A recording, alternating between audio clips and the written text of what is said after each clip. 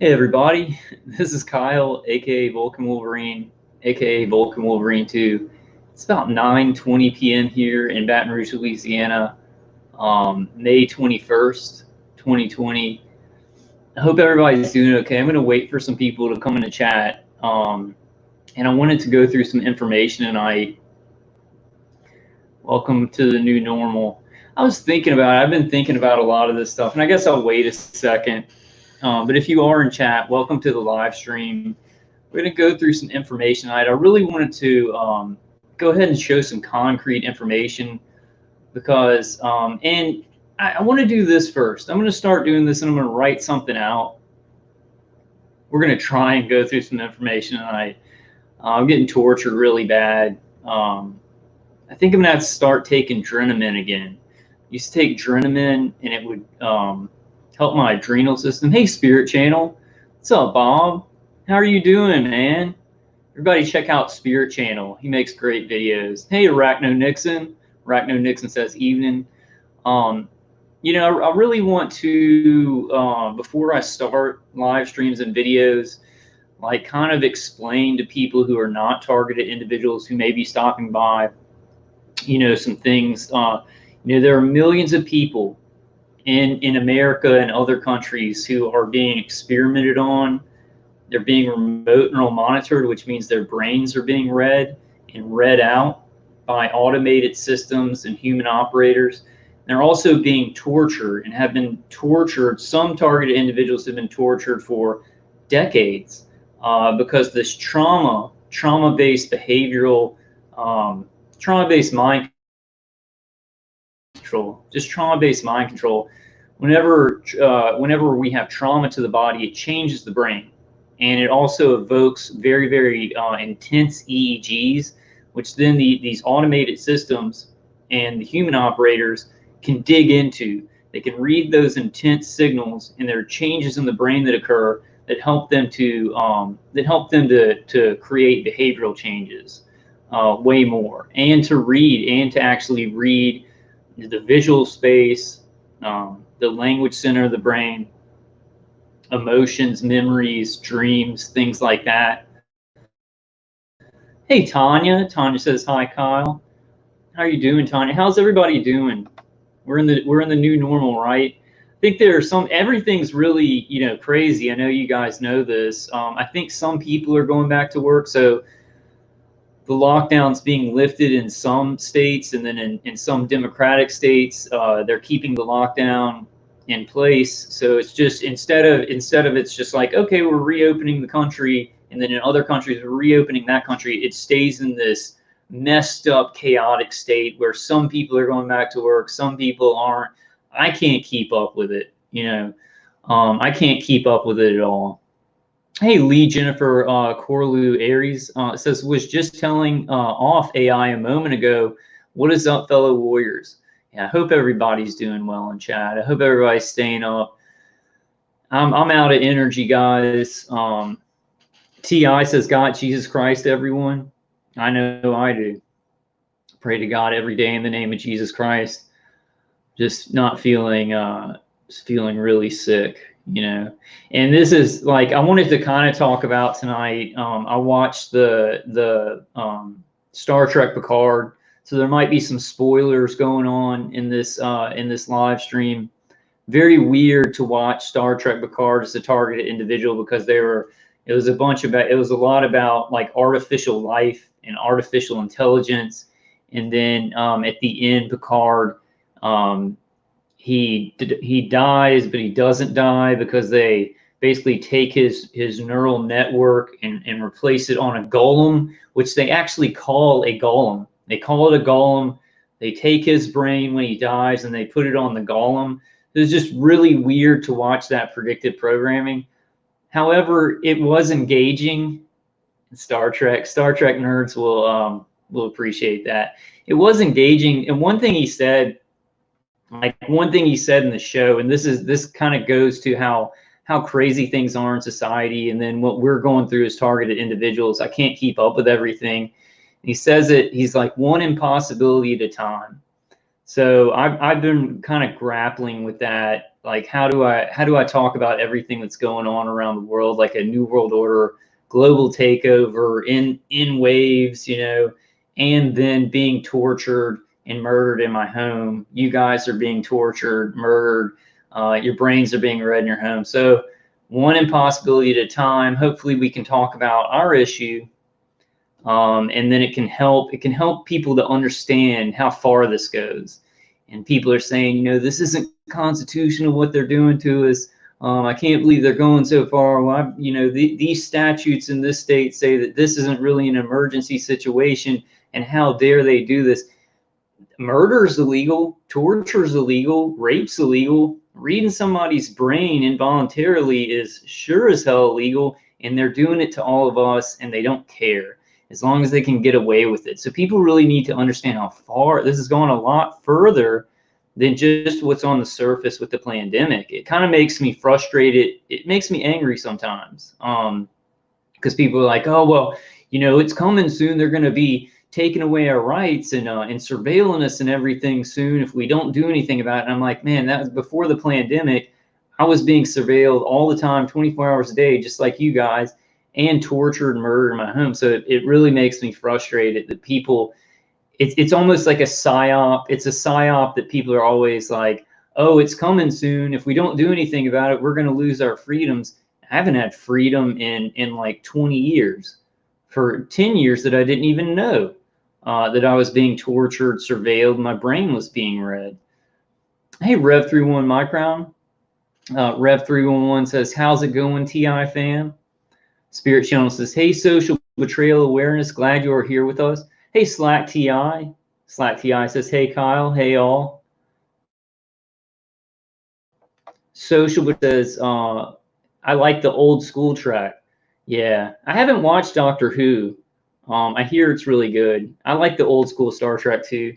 I really like Captain Picard. Y'all are gonna have to bear with me tonight. It's been really rough. The polarized sunglasses are helping. My attackers are more, they're shifting things to electromagnetic transcranial stimulation. They're still torturing me. You know, these things that I use as defense help for certain percentages. But one thing, man, I stopped taking Drenamine a while back, and I think that was really helping my endocrine system to get adrenaline up when we're in so much pain, to actually still be able to do things. And now I'm just feeling like I can't think. I can barely. I definitely, like, it's hard when I'm doing a video. I try and get my thoughts organized, right? Like, I'm going to say this, I'm going to talk about this, I'm going to talk about that. Can't do it. Like, I cannot do it. Like, the V2K is psychic driving me. I'm so tired. My brain cannot get focused because of all the remote neural manipulation feedback, you know, electromagnetic frequencies just running my thought patterns. And it's hard to, like, organize my thoughts. So I kind of have to just come on here and see what happens, you know, get some information lined up and then just talk about it. Arachnonixon says, social, I used to like it too, but then realized what satanic communist technocracy programming it is. Yeah, I like Captain Picard because in First Contact, he was taken over by the Borg in one of the Star Trek episodes. And then, so in First Contact, he had to fight the Borg, and he had been taken over by them, so he kind of knew where to hit them. And I like that metaphor because I feel like that's happened to me. It's happened to you guys. We've been, you know, we've been invaded by remote neural monitoring, remote neural manipulation, remote torture, you know, these certain electromagnetic frequencies on the spectrum and photonic energy. And so we know what's coming. We know what they've got planned for the rest of the population. But you know, watching Picard, watching Star Trek Picard was just a nightmare as a targeted individual. It was just complete predictive programming, talking about artificial life. The bad guys were these Romulans who want to wipe out all artificial life. They think artificial life, AI, like AI, but further than that, artificial life that can make decisions and stuff like that, it's going to lead to destruction, right? It's going to lead to destruction. So there's these Romulans, this Romulan sect that wants to kill them, and they're the bad guys, right? And then in the end, it's like, in the end, the artificial life that really looks like a human, she has to make a decision, a good decision, to not let the artificial life that's in some other galaxy come through, because it's like, it'll kill everybody. So like the show is saying, basically, if artificial life continues on, it's gonna kill humanity. But then they're saying, oh wait, no, that these artificial life forms are actually good. They can make the right decisions. And then they have a golem, like they have a golem, they have this thing that's like an inhuman form, and they like Picard dies, like he has this brain disease or whatever, and they take his neural network and they put it on that golem, and so he comes back to life, right? But it has the golem, they program it to only live for a couple more years, right? However many years, Captain, why do I keep saying Dr. Picard? However many years Captain Picard was going to live, but it's basically speaking to immortality, right? Because if you can put somebody's neural network into like some kind of golem, artificial life, it can live forever. So it's all this predictive programming, especially when you're experiencing brain mapping. Like my attackers, the human operators and the automated systems are mapping my brain, and it's teaching AI how to interact with the brain. It's teaching the human operators how to work with the AI. And so it's like artificial intelligence fueling weaponized neuroscience, right? Artificial intelligence is fueling this this weapon to read the brain and to actually affect the brain and the nervous system. And I'm going to show you. We're going to watch some TED Talks. And guys, this is the deal with TED Talks. If you want to learn about what the military-industrial complex is focused on and what they're doing, then you need to watch TED Talks, because they have the Helena Group and all these other think tanks. They get people who work in these think tanks to come and do TED Talks about things that, and what we're going to watch today, it's what's in the public scientific realm, right? It's like what's in labs and in medical centers and universities, kind of where they've gotten to. But the military industrial complex is like 100 years ahead of them. They trickle out these advancements that by ripping up people's families, ripping up people's minds, isolating them and torturing them for decades and decades, they trickle out those advancements a little bit at a time to places like MIT, the university that this other doctor's from. I think we'll see where he's from. I think it's Yale or something like that. Ray C says robotization of humanity is not the answer. I completely agree. I think it's the end of humanity. I'm very sick. And it's, I don't want to say, I guess I'm scared of the future. I'm scared that humanity is going to go away, free will, freedom of thought, and it is going to be robotic. I mean, they're going to control people's thoughts. They're going to categorize people's thoughts.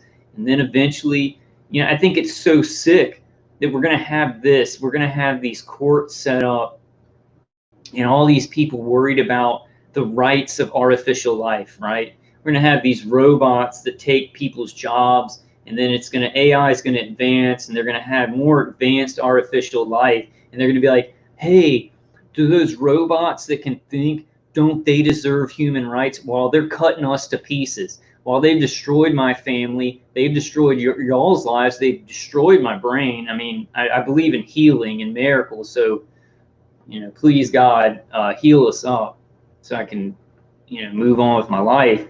But it's like they rape us, we have no rights, murder us, keep us in our home, ruin our lives, keep us isolated. And then the big conversation is going to be, hey, did these robots, do they deserve rights as human beings because they can think and stuff while they could give a crap about humanity? It's just a joke. Like, humanity is a joke. We all know that. Hey, Mischievous M says, hey everyone, the frequency belt should be finished by the end of the month, depending on how long the harness comes in the mail. Frequency belt? You got to tell me about this, Mischievous M. Send me an email, man. I want one. Is it supposed to block some of these frequencies?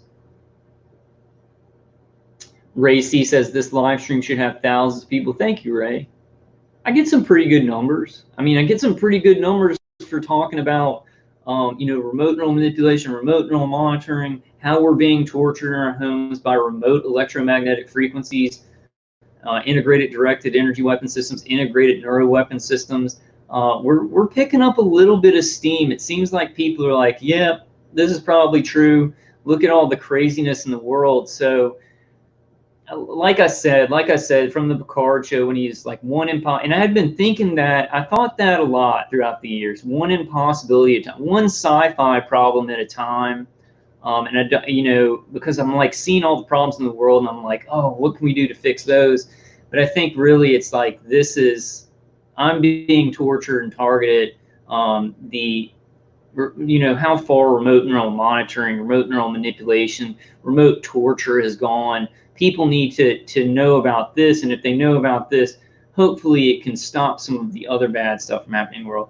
But I mean, it's like full on asymmetrical warfare. You know, in Michigan, there's what's called weaponized weather warfare, where they're causing all this flooding and then taking people's land for Agenda 21 and then up to Agenda 30. So they're weaponizing weather and earthquakes and everything to get people off their land and take their land, and it's done with directed energy.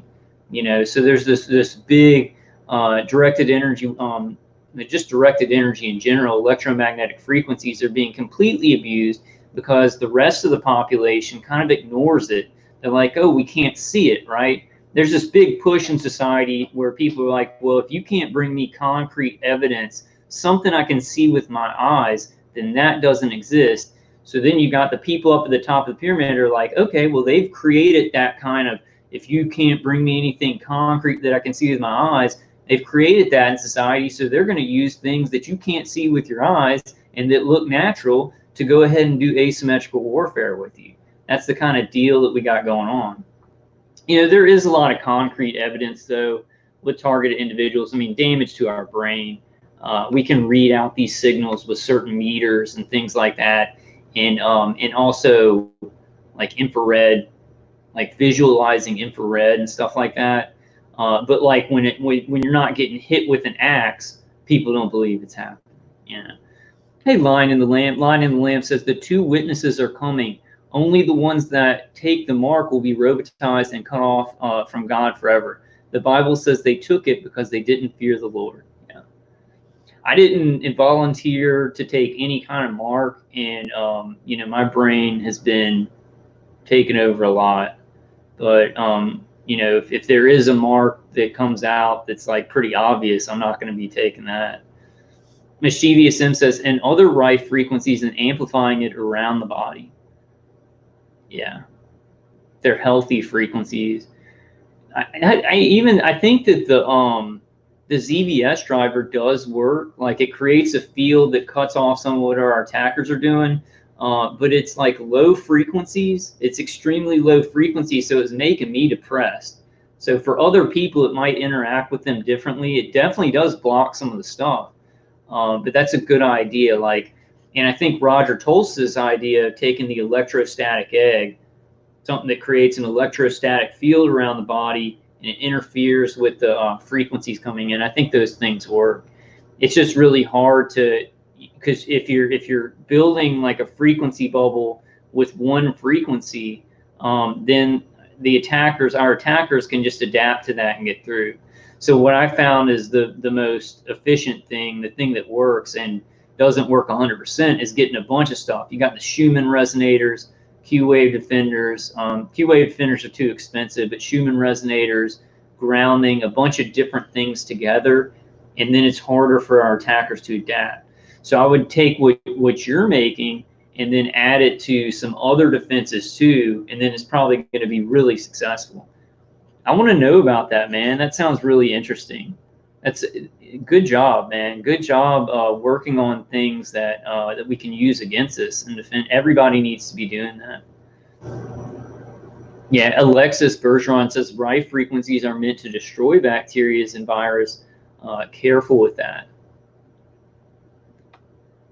So Arachno Nixon, you're in Michigan. Arachno Nixon says, I'm in Michigan. I've been seeing clear weather manipulation for years, but the recent floodings is them nearly going over with, yeah, they're just using the chaos of the pandemic and its intense weather warfare. Everybody's distracted with the C virus. Like that's what everybody's distracted with. It's not even, it's like, I mean, people are getting sick, but it's more complicated than just a natural pandemic. It's a hoax, it's an FF. And then they're doing all this other stuff, right? Weather warfare, torturing people with remote neural manipulation, torturing people with integrated directed energy weapon systems. They're coming from this way, right? While above, they're like, oh, C virus gets everybody, you know, we got to protest for that. We got to do something about that. And they keep coming along with the stuff underneath. It's distraction that actually caused a lot of devastation. But then they're doing a bunch of stuff from underneath. They keep going along with it, and they keep saying, "Oh no, we're going to be in a new normal. As we go along, it's going to be a new normal. Everything's going to be different." And then, you know, after the first wave or the second wave of the C virus, we're going to be waking up to a completely different world, right? Where everybody's monitored and surveilled. Nobody can even give each other handshakes. You know, the economy is going to be destroyed. It's going to be just this new normal. But they're going to have all these things from underneath. What they're doing to us, those things are going to be swimming along, right? And people aren't going to be focused on them because it's all about the C virus. It's really asymmetrical warfare down to a T. You know, just destroying America. They have to destroy America to get it into the New World Order. I think we're already, like, America was already controlled by the New World Order, but it's just they solidify control, right? They've already got control of America through the puppet president and the oligarchy above them. But when they do events like this, they can buy up more of the economy and they can take more control of the American people, destroy more of the middle class, get more land from weather warfare and things like that, and many, many other things, right? Many, many other angles to that. Take more control, take incremental control, and everybody's kind of fighting along with it, but it's happening at this long period, these long periods of time. So people wear out, they tire out. So I mean, I can take my targeting with the V2K, the integrated directed energy weapon systems, the neuro weapon systems, the gang stalking, and it's over many, many, many, many, many years, right? Destroys my life, destroys my mind, takes control over my life. And it's like, I'm a human being, so I think we can rebuild energy, right? But you're a human being, you get tired after a while. So it's this wearing society down in this Fabian maneuver. There's a Fabian society, and the Fabian maneuver is to starve out, cut off your enemy's supply lines. Don't fight them head on because they might have a lot of energy and passion at the beginning. You don't want to get in the way of that. You want to stay in the shadows like a coward and attack them and cut off their supply lines. And then when they're really, really weak, then you finish them off. And I mean, I think that's what the global FF is about. I think it's what our targeting is about. If this was, like I say all the time, if this was for a year, like if I was targeted for a year, this would be nothing. This would be nothing. Rev31 Micron says the weather manipulation and trying to literally play God is very crucial to understand when it comes to all this, but people can't seem to comprehend it. They can't because the mainstream media is not telling them to. Certain percentage of people are woken up, but it's a small percentage compared to the whole population of the globe. It's such a small percentage. And some of these people that are talking about such important things, you know, Richie from Boston, High Impact Vlogs, Jeff Censored, Corey Man X, doing very important things. You look at their views. I mean, what Richie from Boston has like 500,000 people. That's a lot. I mean, that's a lot of, that's maybe one of the highest amounts out of all those people on YouTube. But compared to the percentage of the population in America, compared to the percentage of the population in the world that's watching CNN, watching regular mainstream media, it's not a lot. It's not that much, you know? And I think that's what the top of the pyramid, these people doing these protocols and doing the asymmetrical warfare, it's not really about the truth getting out. It's how many people is the truth getting out to. If they can keep it down, and that's why YouTube censors those channels so much, you know, really hides them in a corner, shadow bans them, erases videos and everything like that, if there is a threat of some of that information getting out to more of a percentage of people than they want. So Arachno Nixon says on June 15th, 2017, it snowed heavily for hours, but it was localized right over my apartment. Never made the news, not even a record I can find of it ever happening. I think they can pretty precisely control weather in very, very small areas, you know. And I've done a video about the process of it. They create the weather front, you know, with messing with the ionosphere, the chemtrails mixed with electromagnetic frequencies, and they can steer it to a certain area, especially if it's like a tornado or a hurricane. But if they're just doing certain weather in an area and manipulate the electromagnetic frequencies in the ionosphere with chemtrails and natural weather, right, to create it, and they can create it in a very small spot. I think everybody should know about, I mean, everybody should know that weather can be manipulated by the military-industrial complex. I wish that I wish that I thought, like, I don't know how many people know about this stuff, right? We can't get good numbers on it. Yeah, James Stewart says HARP. And they're saying, like, you know, HARP was taken down. Like, HARP is no longer there, or it's being used for like a school or something like that. But they've created so many more HARPs. There isn't just HARP in Alaska. They've built so many of these other these installations, right, all over the world. And then they've created other things where it's not just phased array antennas, but it's like, you know, radar and then satellites to radar, and then you got the 5G grid. There's just so much involved with the infrastructure of electromagnetic frequencies, of completely corrupt misuse of electromagnetic frequencies. So Mischievous Sim says, a method I started using my bone conduction headphones is having them on my head instead of the ears, since the nano goes through the ears to get to the brain. I figured since these play by the bone. Yeah, those really work. The bone conduction headphones really, really do work. Yeah, Lion Lamb says African government tested a papaya and it tested positive for COVID-19. See Amazing Polly's last video. They tested a papaya. I think a goat had COVID-19. A bunch of inanimate objects had COVID-19. Hey, Prank Bill, what's up, man? Yeah, Mischievous M says I could interfere with their tech at the source. That's awesome, man. Keep going, brother. Keep experimenting with stuff. I found that blocking the sensory organs that are a pathway of the brain has been very, very useful. And then when I don't have, I think people really, really do need to get something like copper, like a copper fabric, because when I don't have this on for a long time, my headaches are worse. I get more nausea because my attackers are just going through the head, right? They're doing electromagnetic transcranial stimulation. Yeah, and then they're going straight through to the nanotechnology in our brain. I need more concrete data on that, though. You know. Yeah, Racy, I agree with you. Racy says, I am so over America. But where do we go in the world to get away from it? That's the thing.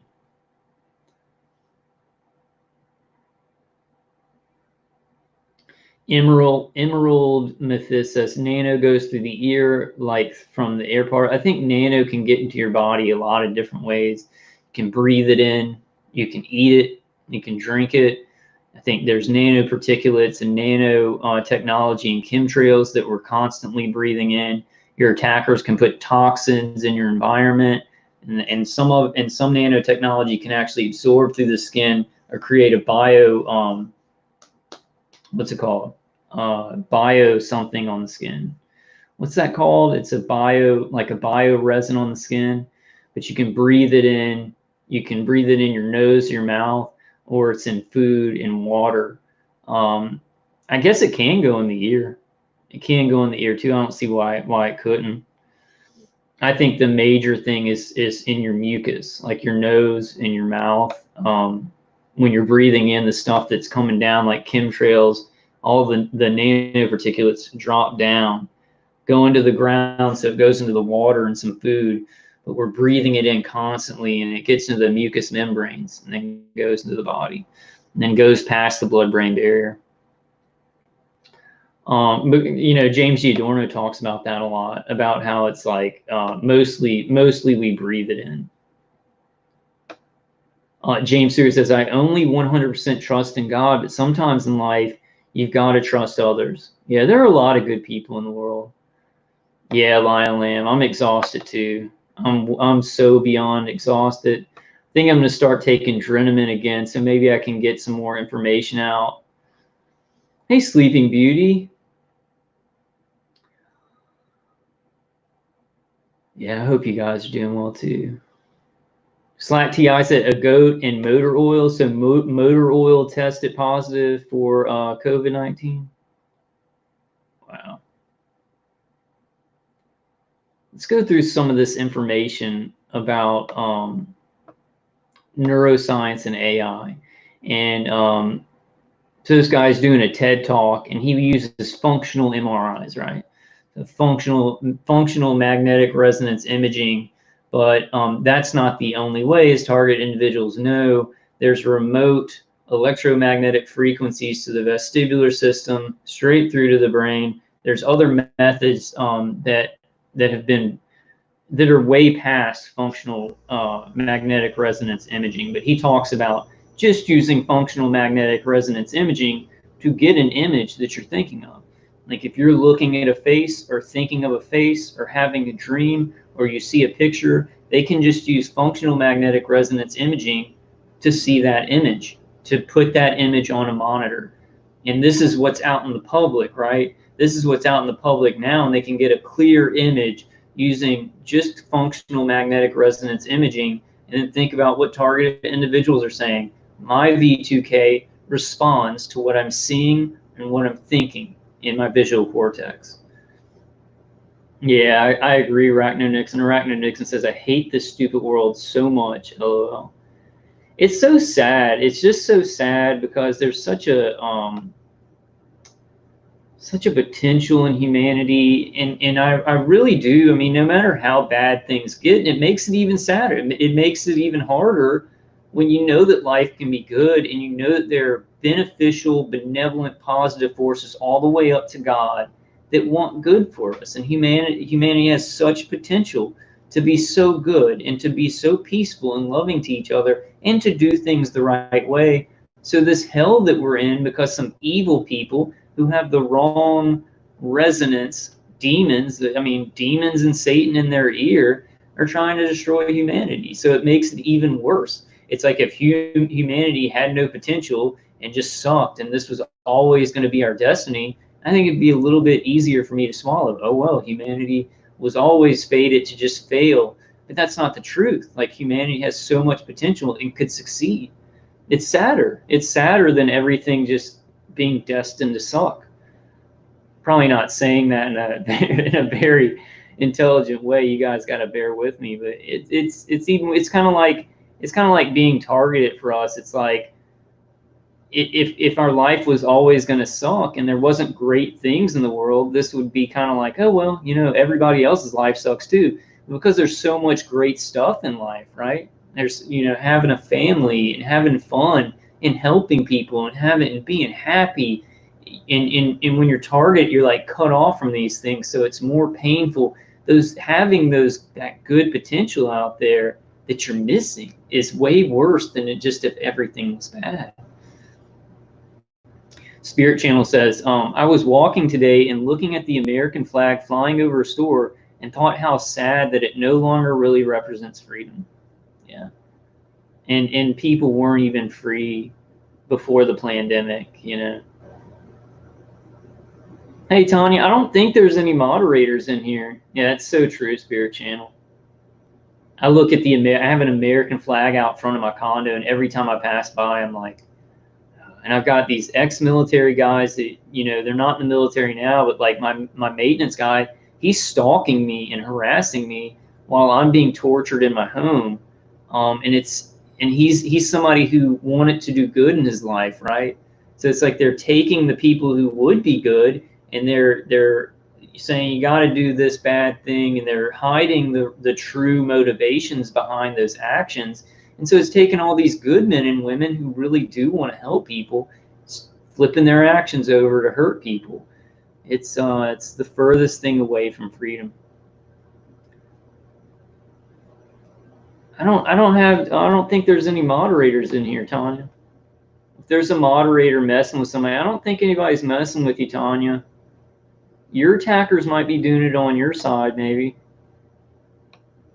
Arachno Nixon says, used to mean something to me. That was part of my targeting for years. Every single shirt I'd buy with the American flag on it, they'd steal from me.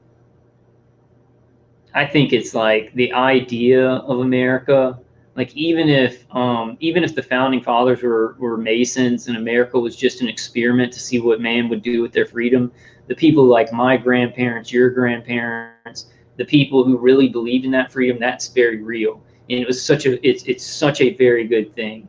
And it's like some people still have that inside of them. They fight for that, even though it's kind of like a joke. We don't really have that now. And I think it's all about power. I think that it's all about what's the word? It's about power, about force, about leverage, right? Whoever has the leverage, that's who's gonna be able to do what they want to do. And that's not at all what this country was about. It was about if somebody doesn't mess with somebody, you can't kill them or intrude on their life or rape them or do anything like that. And that's pretty much gone. It's like some people they get lucky and they can kind of go along in their life and nobody's messing with them because they haven't been picked yet. Now with the pandemic, it's like everybody's just screwed. But yeah, I think the idea and the way that good idea of freedom infected real people who weren't part of this experiment, like, oh, it's just an experiment. They really believed in it. It's such a beautiful thing. And they pass it down to their children. So it's still alive. That spirit of freedom is still alive, even though we're not really free. And I think that's what we're fighting for. I think that's what we're fighting. I don't have that. I think the New World Order is coming in. I think they got so much money and everything. I still believe in God. I still believe in great forces that want us to do good. But these evil people just have so much power. I guess we've all just got to do the best that we can. We've got to feed that spirit of freedom and really respect it. Arachnoid is purely symbolic, but it doesn't even mean anything to me anymore. It just represents what's been taken from us. There's good people who really believe in freedom, but they're even being manipulated. Lion Limb says Jesus will come back and knock them out and restore all things. Jesus tells us to repent and be converted so you can be there and we will have joy. Can you imagine that? That's great. I want him to come soon. I want him to come really soon. Y'all know my thing about that is like, I don't know when he's coming. I just, a lot of people are like, well, these are the times and Jesus is definitely coming back, but I can't say that. So I'm just going to have to do as good as I can, try and make things good in the world during my lifetime. And then he just comes back when he comes back, right? I hope he does. I hope he comes back this week would be good. If he could come back this week and take me to heaven, that'd be great. True Serum says, I'm going to send you a link on Facebook Messenger. I don't use Facebook much. I'll check my Facebook, True Serum. I don't even know if you're talking to me. But I'll check my Facebook. Turtle Tribal Nation says, LOL, I like your headline. Yeah, I am going to, the comment on the screen. Let's get to some of this information, guys, because I may not be able to stay on long. I'll stay on as long as I can. Hey, Truth and Love. Truth and Love says, hi, Kyle and Tanya. Arachnodix says, Spirit, that's kind of where I am now too. Just makes me sad when I see people waving it who hold none of the values and care more about foreign nations. Yeah, people who don't really appreciate what freedom means. And they'll do anything to hurt their neighbors and stuff, like gang stalkers who have to wave the American flag or have it on their car. That makes me very upset when they're not fighting for the true spirit of freedom. Tanya, I don't think anybody's doing that. I think maybe your attackers might be doing that, because all the moderators that I have don't really do that kind of stuff. Okay, yeah, True Serum, yeah, send me it. Send me it. I'll check my Facebook. So Lion in the Lamb says he will come back for the rapture in the clouds, and then when he touches down on earth, it will be after the tribulation. So we're gonna have to stay here. I think there's a couple of different beliefs about how it's gonna happen. I would like it if he comes, Jesus comes, and then we all get raptured up. The people who are going to go to heaven, the Christians, the people who have faith in Jesus Christ, the people who God wants to go to heaven, we get raptured up, and then the tribulation comes after that, while Jesus hangs out with us in heaven, and then after the tribulation happens, then we all go down and fight the war. That's kind of what I would want to happen.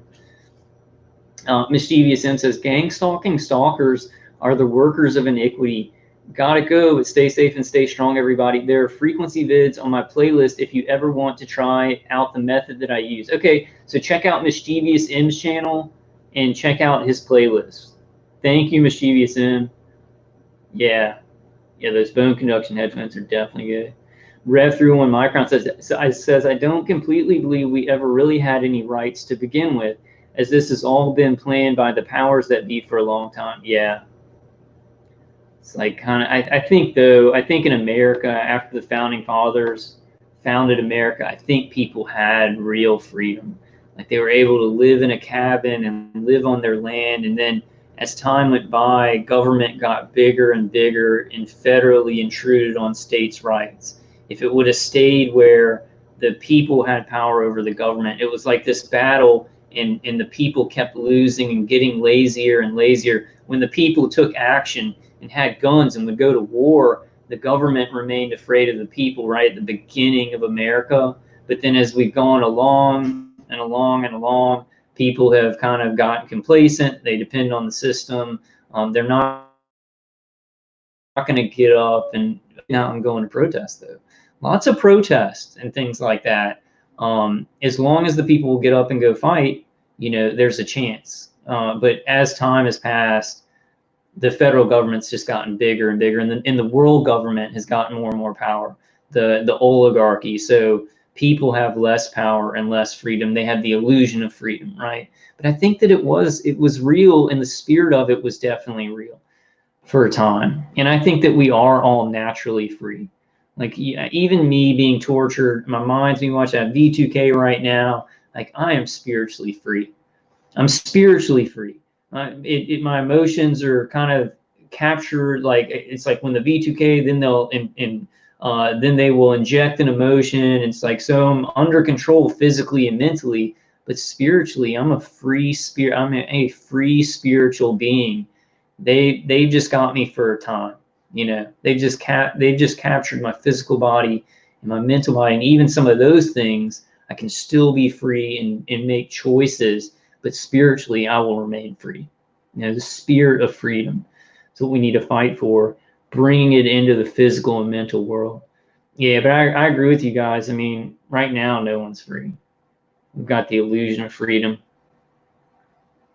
Yeah, Racy says spiritually free. Exactly. Arachno Nixon says, I think the Civil War was when things started going downhill, if I had to pinpoint a moment. I'm not sure. I don't know what point. I know that one of the big points, like later on, I'm not sure before this, but later on, I think the assassination of President Kennedy was a jump forward. That's when the CIA and all their minions became the president after that. And that was a military coup. It was like everything was pretty much controlled then, but there was like this chance. There was power to the people still. And then when Kennedy was assassinated, it was this huge coup. And I think before, some people were enslaved and stuff like that, but you could get away from it easily. The big thing now is that even these militia groups and people who go and live out in the woods, right? You can be pretty free doing that, right? If there wasn't radar, like long distance remote neural monitoring, satellites that can surveil you anywhere in this whole global matrix that can actually read people's minds, hurt them anywhere they are, surveil them anywhere they are, then I think that would be pretty much free. Say that the technology didn't exist, but now we live in this virtual matrix, right? Where they have the frequency weapons grid, which is it's actually going right now. They're putting in a 5G infrastructure to build it, to make it stronger, more efficient, able to remote neural monitor more people, able to hurt more people, able to mess people up and send out wideband broadcast, more of those, right? But the frequency weapons grid was long before 5G, and it was hurting people, and it's been hurting me for like decades and decades, and a bunch of you guys for many, many years. And some people are like they're geniuses about this stuff, about what microwaves do to the body, but they're like, hey, 5G isn't turned on yet. I mean, 5G didn't need to be turned on. It's turned on in some places, but the frequency weapons grid has been enslaving people for way, way long before 5G. Okay, so somebody is secretly deleting comments and stuff like that. I may have to take people's moderator ability away. Then I'm gonna have to go through then, y'all, and I'm gonna have to just leave a couple of moderators and start over. I think that could be happening. It could be happening, Tanya. Yeah. Okay. Okay. Whoever's doing that, please stop. Like, I don't come on your channel or whatever and screw with you. So could you please stop that? And I'm really tired and targeted, and I want to get through some information. Like, so I must have made some perp a moderator, huh? I must have made some perp or just some troublemaker moderator. Okay, I'm gonna take that away from some people. I figure out who I think might be doing it. Hey, Swag Astronomer, just do the best y'all can. Tanya and Sleeping Beauty, just if it does disappear, just put that comment out again, and I'll try and deal with it. I was just kind of, for a while, I was throwing it at, I was, hey, you be a moderator because you come to my videos all the time, and I wasn't vetting good, and I don't really know how to vet so many people that, I guess I need to talk to people before I let them be moderators. Swag Astronomer says, bridging people is that aren't targeted are important and hard to do. Government won't help. The United Nations did not do anything about MK Ultra. What do you think, Kyle? Yeah, I mean, that's a good point. The government won't help. Our taxes are paying for this stuff. The United Nations might do something. There's that United Nations investigation coming up. And so you got part of the United Nations going along with Agenda 2021 and Agenda 2030. Then you do have people in the United Nations who aren't on board with all that, and they're just trying to do what's right. So it can create discussion in the United Nations, bring things more on the open, more people in the public know that's happening, and then it has to be stopped, right? It has to be stopped because it's like completely immoral. Hey, Stacy. Stacy says, hi, everyone. Hi, Kyle. Hey, Charles. Charles says, hi, Ann. Tanya, I can still see your comment, though. Tanya's saying, Charles, someone put me on timeout. Hey, Ann. I don't think so either. Arachno Nixon says, Emerald Amethyst says, it's good to change up your path often because they seem to taunt more when there's too much of a predictable routine. Yeah, always adapt. Like, always kind of adapt to things. Okay, let's get to some of this information. I'm going to share my screen. We'll just watch this. Maybe we'll go through some other stuff, but this the main thing that I wanted to go through was this TED Talk right here. Let's watch this first. Okay, wait, no, let me say this first because I'm doing a TED Talk thing and I'm showing some stuff from Elon Musk. So I want to say copyright disclaimer under Section 107 of the Copyright Act of 1976. I'm showing all this stuff for learning purposes. So YouTube and TED Talks, don't take my video down. You can take the money that I make from the video because I'm not making any money from the video, but just don't take the video down. Okay, let's see.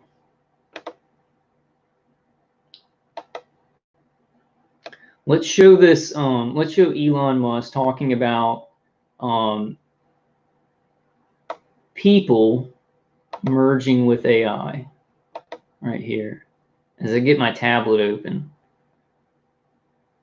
So he's saying, so Elon Musk basically says the only way to stop AI from taking over the world and killing everybody is for us to join with it.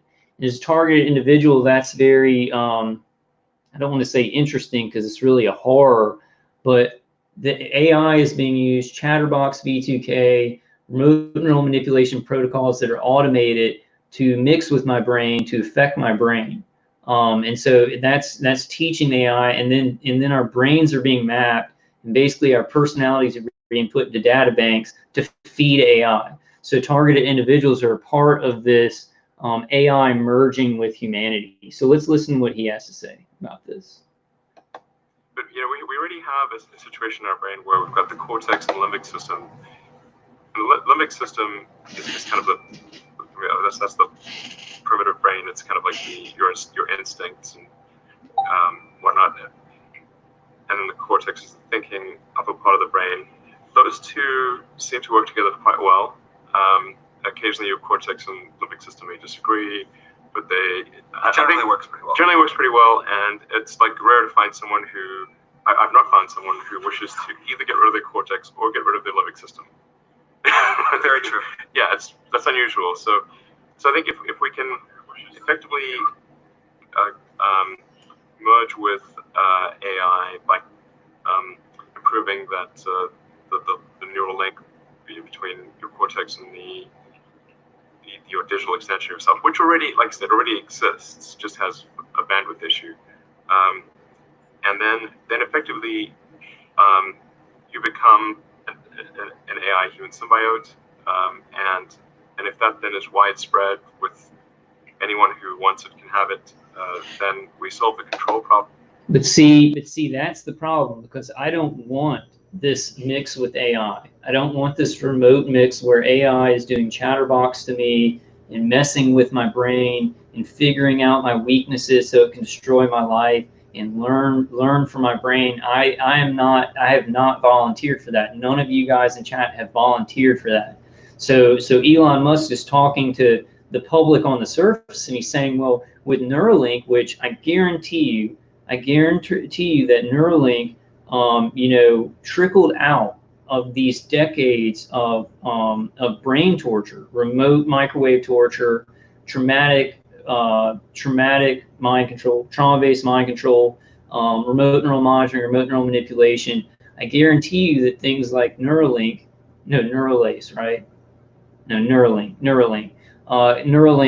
came out of those things. He's telling a certain level of the public, hey, this is going to be voluntary. We're going to start human trials with it, right? But we're going to be really careful. But the decades of my torture and y'all's torture, that's how they even figured out how to take these thin threads and put them to certain areas of the brain so that Neuralink can interface wirelessly. This came from decades of torture that people did not volunteer for. But that is omitted, right? And people aren't told. And they're like, oh, Neuralink's so cool. It's such a cool thing. When people have been being murdered for it for a long time.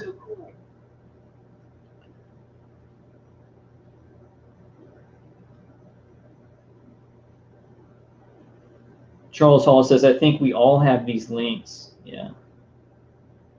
Hey, Katie, how you doing? God bless you too. Katie Gaddis says, God bless Vulcan and everyone.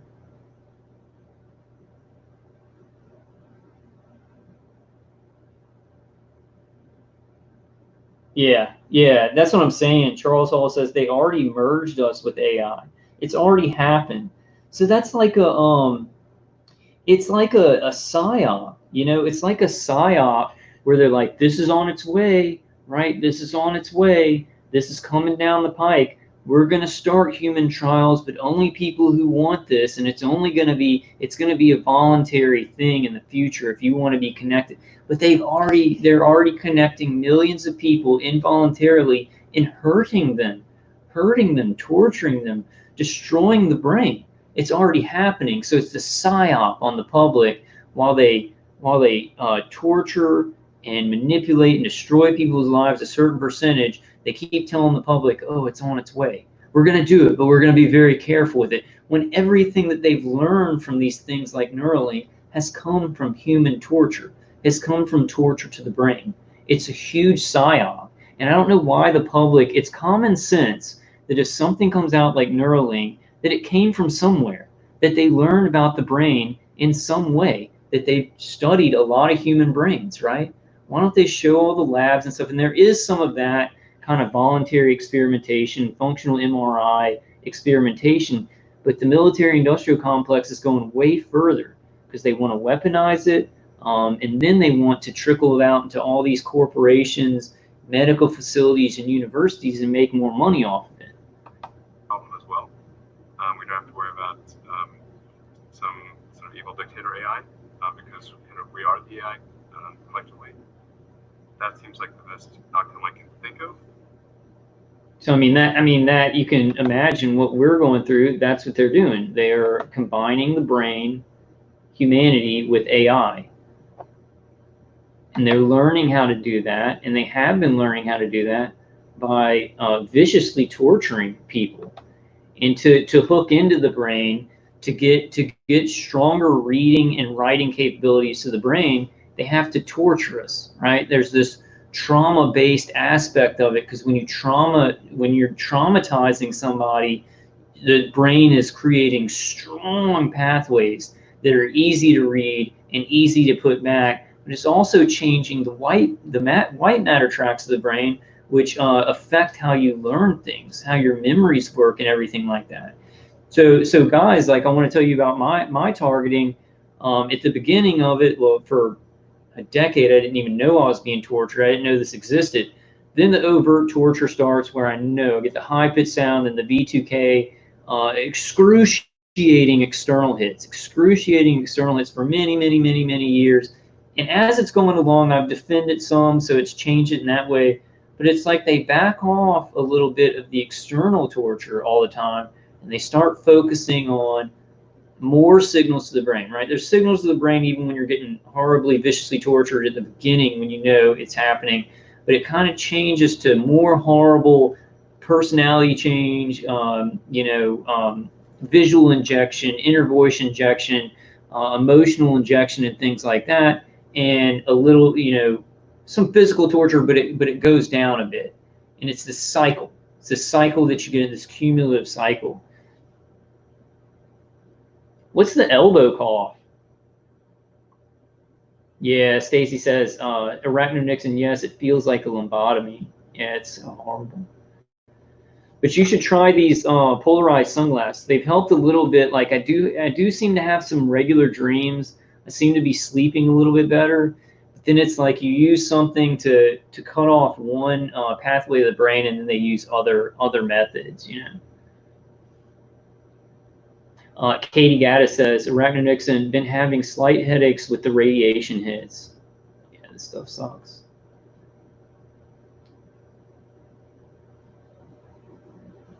Truth and Love says the AI is active on everyone and everything already. And I kind of agree with that. I do believe that most people in the world are being remote neural monitored, because I believe there's a big enough infrastructure. I don't know. I think they're collecting genetic material through the CV testing to remote neural monitor more people. But I think that everyone's affected by electromagnetic frequencies manipulating the brain in the world. Don't know if everybody has direct connection to AI yet, but we definitely do, involuntarily. Mischievous Sim says, one thing I forgot to mention, download XPlayer app. You can play your frequency sounds with that while also playing a frequency bid on YouTube to amplify the effects. I've been pissing off my gang stalkers this whole week. That's awesome. Yeah, it really makes my gang stalkers mad. Well, my attackers, like with the microwaves and remote neural monitoring, when I listen to Dave Case's CD, like if I'm listening to Dave Case's CD and then I'm adding in some music, like I get the bone conduction headphones, and then Dave Case CD on regular headphones. So I'm playing music through the bone conduction headphones and then Dave Case CD through the regular headphones. That really works. That really, really works.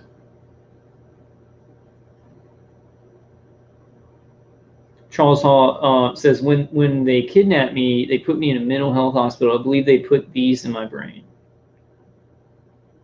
Oh, like links, have the Neuralinks. I think they can do it without any. You have magnetite in your brain. You have something called magnetite. It's a mineral in your brain, and it receives electromagnetic frequencies. So if you had nothing, like if you didn't have any nanotechnology, no implants or anything, you could pick up a signal to the brain through the magnetite, right? And through the eyes and the ears, electromagnetic transcranial stimulation. But then some of us, we do get implants. Some target individuals, I think, get implants in the brain. But then they have the neurotechnology that bypasses the blood-brain barrier. You can get the signal that way. I don't know if we have anything like Neuralink. Maybe some targeted individuals do, though. Maybe so. Yeah, True Serum says, yep, what we learn on YouTube now is probably 20 years old technology. Speaking of that 20 years old technology, I think it's like even worse. I think the stuff that they're showing in like these TED Talks, the military industrial complex is about 50 to 100 years ahead of what they're saying on TED Talks. So let's watch this. Okay, Stacy says, I think the dab emoji is the interpreting as the elbow cough. Oh, dab. Oh, okay. I get that now. That makes sense. So Swaggish Runner says, what's the downside to Open Skies treaty with Russia? I don't know anything about that. Racy says, exercising eases a lot of the stress. Yeah, that's definitely, I need to exercise a lot more, get toxins out of my body. And I think it just helps everything to flow better, heals your nervous system too. Yeah, I do too. World War One. Arachnid Nixon says, honestly, I think some of this tech goes back to like World War One. Maybe, maybe like implants did, but I think it really kind of came on the scene in a big way in World War II in the concentration camps. I think they were implanting people. They were using electromagnetic frequencies and radiation on people. And then and during Project Paperclip, Russia got some of those scientists. We got some of those scientists.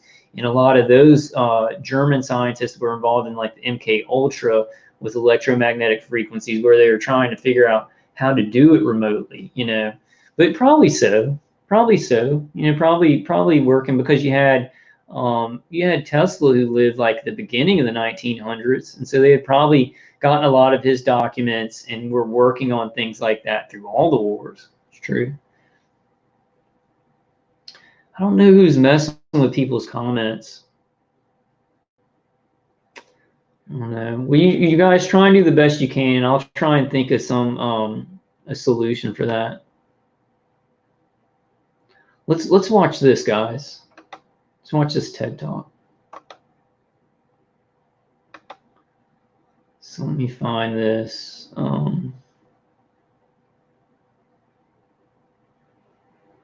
So this is called Neuroscience and Artificial Intelligence Need Each Other. It's Marvin Chun, and so he's this he's a scientist at, I think, Yale. I don't know. We'll see where he's from, but he uses fMRI to do readouts of the brain, and to map the brain and to study the brain. So let's listen to a little bit of this.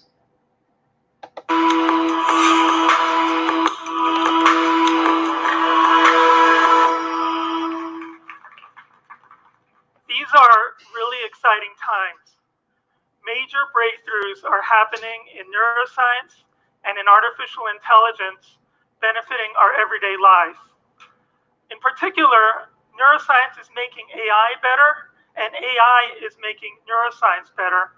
And so I will talk about the incredible innovations, opportunities, and also risks that are happening through these interactions. I myself, I am a neuroscientist. I study the human brain and how it relates to the behavior. My major tool for studying the human brain and predicting behavior is MRI, magnetic resonance imaging. We put participants in brain scanners like you see on the screen, and we can measure their brain activity while they're performing different types of tasks. MRI has been around for a while. As you know, it's a very powerful tool to image internal structures in a safe and non-invasive way. Around 1991, scientists have discovered that you can use these MRI machines to infer neural activity while people are looking at things or thinking about different things. And that is known as functional magnetic resonance imaging, which I will call fMRI throughout my talk today. So I am basically an fMRI scientist, and I feel very lucky to be a scientist in this modern age, because for us, fMRI is kind of like having a telescope or having a microscope. Without a telescope, you cannot study the stars. Without a microscope, you cannot study the microscopic world. And thanks to fMRI, we can learn more about how the brain operates than ever before. You see here on the screen that, at least at the beginning, in the 1990s, people were using fMRI to infer what different parts of the brain do. However, now in 2018, thanks to AI, machine learning, machine intelligence, and computational power, we can learn many more incredible things about what's happening in your brain while you're in the scanner. Let me show you a few examples. This study is not from my lab. This is from Jack Allen's lab at UC Berkeley, but it inspired many projects in my laboratory. This is a study where, imagine you are a participant lying down in the scanner. You can see a TV screen when you're in the scanner. So guys, this is from a... You're watching this video on the left, okay? You're watching a video clip. And what Gallen's group did was that they built models using So this is from a functional MRI. This is the actual presented clip of video, and then they were using a functional MRI to read somebody's brain, their visual cortex, and this is the image that they were reading out. And we know that, and this is, they'll show some with faces that are more put together, like they match the actual clips closer. But we know that with remote neural monitoring, they're getting much more clear images from our head. And that's using basically, I mean, it's remote functional MRI. I mean, it's remote electromagnetic frequencies reading certain neurons, reading certain neural networks, but then also using the sensory organs to read the brain too. So there's many other things besides fMRI, and there's many remote protocols, right, which we know is targeted individuals. So he shows some clear images later, but let's just listen to what he says. Machine intelligence, machine learning. They built very sophisticated models to understand what is the relationship between when you're watching a movie and the brain activity that you can infer using fMRI. And then just based on the fMRI signals alone, while you're watching this movie, they can guess what you are looking at. And that guess is shown on the right of the screen. So let me go ahead and run this again while the subject, So Emerald Amethyst says, it seems like the programming from outside is through the constant emotional attacks, but will it be controlled through positive emotional support too? I think that they do both. I think that, you know, what I was thinking is that, you know, and Brian too talks about a lot, you got this bidirectional stream of energy, and I think you have even more than that that's doing the remote neural manipulation, and basically they can make you feel more energetic with that bidirectional stream of energy, or they can push you down and put negative emotions, negative visuals, negative inner voice thoughts and stuff like that. But you become dependent on this bidirectional stream of energy, right? So your ups and your downs are both dependent on that bidirectional stream of energy. And the way they control your brain more is by controlling those bursts of energy, bursts of happiness, and things like that. So I think that's exactly right, Emerald Amethyst.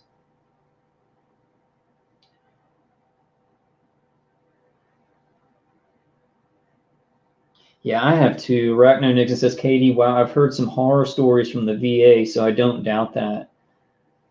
I think it's so awful what they've done to some of the ex-military. You know, they signed something when they were in the Army, had vaccines given to them, and now they experiment on them without their consent. I think the VA is a huge part of implanting ex-military and stuff like that. All these hospitals and universities are complicit in it, maybe without knowing the full scope of it, but they're definitely participating in it. Hey, PA1 says, I'm okay. Glad to see you, Stacy. Hi, Tanya. Hope everything is going well. I hope you're doing good, PA. Yeah, Tanya says, getting tortured, so not well. I hope you're doing great today. I know we're all really struggling, especially with what's going on in society. I'm so exhausted, you know, so exhausted trying to figure out what to do, you know, to help us, to get people to understand how far it's gone. You have some of the truthers, and they're like, well, these people, they're putting us on lockdown, and there's a lot of, you know, this isn't legal. They can't call an emergency situation in states based on what's, you know, what's not happening with the CV virus. And I'm just sitting there looking at these videos going, they don't even know. They don't even know that people are being tortured.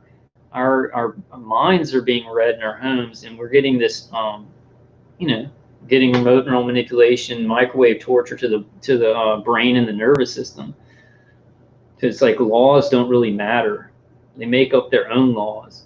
So it's not a rule of law. I was watching this guy's channel, Black Pill. Black Pill is a great channel, Black Pill. And the title of the video was like, it's not rule of law, it's rule of the elites. So there's no rule of law. It's whatever rules that the ruling class make up. So the ruling class really decides how we all live. It's not rule of law. There are no laws that everybody lives by. You know. While you're in the scanner, you're watching the movie on the left, and on the right is a computer guessing what you are looking at. It is truly a form of mind reading. Okay, and this study was published in 2011, and so it's a fairly recent breakthrough in human neuroscience. So if they can do this with a functional MRI, they can get an image of what somebody's looking at from their brain. Then imagine if you had the technology of the military-industrial complex, which I think this came from. I think these kind of protocols were trickled out into these universities and stuff like that. So you got the military-industrial complex using technology that's 50 years ahead of that, and they're willy-nilly experimenting on millions of people around the globe. And then get clear images of what you're seeing. So this is proof, right? So if you're not a targeted individual and you're watching this channel and you hear targeted individuals saying, I'm being remote neural monitored, they're seeing through my eyes. They're seeing what I have in my visual space, and you're like, that's crazy. This is proof. They can do it with a functional MRI, and then they have integrated neuro weapon systems, integrated directed energy weapon systems. They're putting electromagnetic fields around people's heads and then bidirectional streams to the brain through the sensory organs and other methods, and they can get a clear picture out. And so they have automated systems doing this all the time to people, to targets, and then they have human operators on those automated systems. If you can't imagine why they would be doing that, why they would be reading people's brains and sending visual injections to people's brains and other things to people's brains, then you don't understand the military. The military is going to take anything. Mind reading, you can see what somebody's thinking, and you think they're not going to take that and use it on a bunch of people and experiment on a bunch of people, do training, research, and development on how to get people to do stuff, on how to know exactly what they're thinking, on knowing how to read, evoke potentials, and see what they're going to do in the future, then you don't understand the military-industrial complexes of all of our nations. In fact, this technology has been so well developed now that a group in Japan at ATI have also used this technique to scan people while they're sleeping and while they're dreaming, and they have been able to start to decode what people are dreaming. And so targeted individuals talk about, we talk about directed dreaming. So when I go to sleep, my dreams are being seen by the automated systems and my human operators, and then they can, by brain to computer interface, they can put visuals from their head into mine, or they can do it on computer automated programs, mess with my dreams, or put a whole dream. Because you got to think about it this way, and I know targeted individuals understand this. If you can read that signal, you can read a signal from the brain, what somebody's dreaming, then you can put a signal back. Anything that you can get a signal from, you can return a signal. And they use AI to do this because it's pretty complicated to read out what the brain's thinking. But they've been measuring all these different EEGs for so long, categorizing them, putting them in a data bank. So when they have an AI that has all this data to see what this EEG means, what this image means, it can get a much more clear image. So that's why weaponized neuroscience goes hand in hand with AI, and it's all being used to build to build artificial life. Now, Brian too says they already have people walking around that's artificial life. They're basically like androids, but they look and have organs and stuff like that. I don't know how far along that is, but when they do that, when they mix the brain, when AI is learning from the brain to be developed, and then it happens a whole lot faster, then it's not a big leap that you can see some things like in this Star Trek card show where you have somebody that looks like a human being, talks like a human being, but has the computational power of like a computer. So, I mean, are we just close to that artificial life, or has it already happened? That's one of the things that I'm not too certain on how far that's gone. But I do know that what this guy is talking about, this is in the public domain. This is in the public domain to use a functional MRI to get visuals that people are thinking of in their head. So we know that the military-industrial complex is 50 years ahead of that. So I know that you know, so this can be something, this video can be something you guys show to people that you want to know. Like, I'm being remote neural monitored. There's automated systems that, you know, the visuals in my visual cortex and everything are being put out on a screen. Human operators are looking at this. I don't know if every case people have human operators. I think some target individuals, it's completely automated. But here it is. Here it is in the public domain. And if anything's in the public domain, we know that the military-industrial complex, the CIA, DIA, NSA, with these contractors, they have much more advanced technology that they are not showing or telling to the public. There's a huge lockdown on it. And that's why you guys got to know, like, some targeted individuals are like, oh, well, you know, I'm being remote neural monitored by some meth heads and stuff like that, and they live next to me. The people that do this to us have clearances. Like, they have clearances, and I'm not sure, you know, there's installations, there's military installations, there's maybe corporate buildings and stuff like that. But the people that are doing this work and looking at they have military clearances, because they've got to put a cap on and hide all this information so they can have this guy come out, and he may not even know. He may not even know what's going on with us. So they can have this guy coming out saying, hey, this is where we are with you know, in universities and in medical centers and hospitals, this is where we're at, and using functional MRIs, and people will be like, oh, okay, so we're pretty far away from anything else. So it's not telling the public the whole truth, hiding things from the public and downright lying to the public. And we know that the top of the pyramid and all these agencies, they're pros, they're professionals at lying to the public. As well. My own laboratory, Alan Cohen and Bryce Kuhl were members of my laboratory. They were so inspired by the study that you just saw that they decided that they wanted to try to advance the methods of mind reading. And they did this study. Yeah, I want to say, so Stacy says, directed dreams are intense. It doesn't let you get your REM sleep. And that's one thing with these polarized sunglasses. It's like I've been getting better REM sleep. And I've been thinking about it a lot because I think when we sleep, dreams do a lot. And your brain is processing trauma, and your brain is solving problems when you're asleep. So when you're asleep, your brain's trying to work through problems in your life and solve them. And it's also working through things that you, maybe when you're awake and you're conscious, you can't work through these traumas. And that's why our attackers interfere with our REM cycles and when we're asleep so much, because they don't want your brain naturally processing that trauma. They want you screwed up all the time, you know.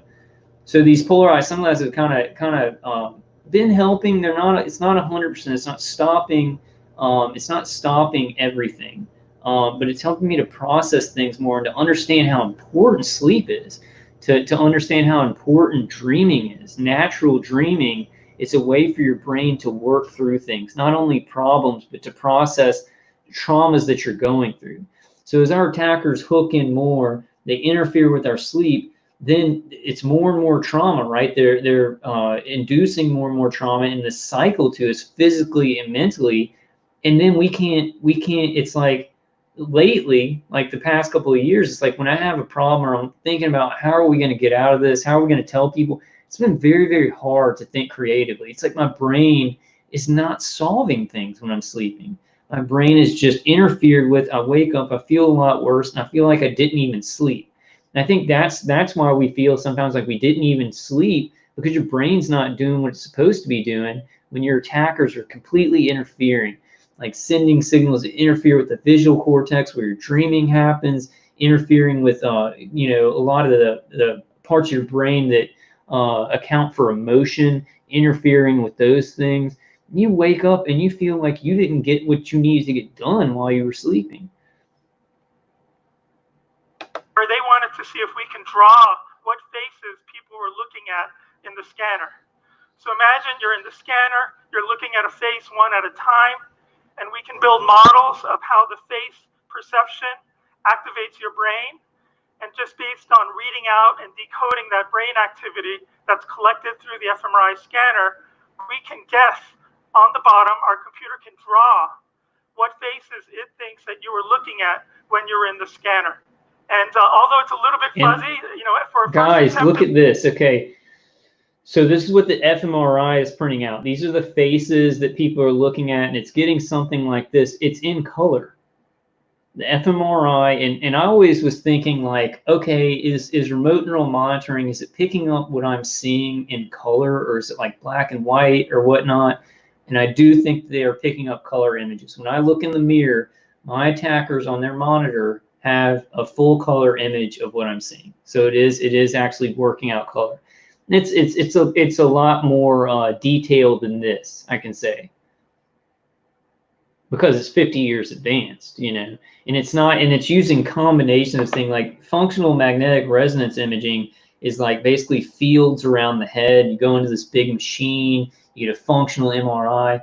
But our attackers, when they're using these integrated neuroweapon systems, you know, they're using like a electromagnetic field around the head, transcranial stimulation, then bidirectional streams of energy to the brain or to the sensory organs, and they're adding all that up. The computer is taking all of those things and integrating them into a single image of what it's picking up. So they're using a bunch of different imaging remotely to get these very specific detailed images.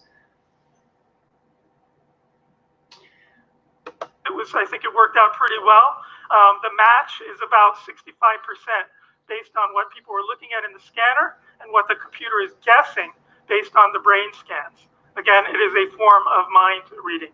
Hey, Jennifer. In a separate project, my own laboratory, together in collaboration with many... Jennifer says, they will put me in a half sleep state for hours, giving me weird thoughts and visions. Yeah, they did that to me like in the first couple of years. It was like word salad. They put word salad that I was thinking in my inner voice, and then weird, like really weird visuals that were like dreams right when I go to sleep that I knew were controlled. They don't so much do that now to me. It's like they're completely on the interference level. But I do think they've been giving me some weird. I think they're still able to give me directed dreaming, even with the sunglasses. But it's a lot less. It's like my brain is a little bit more freed up.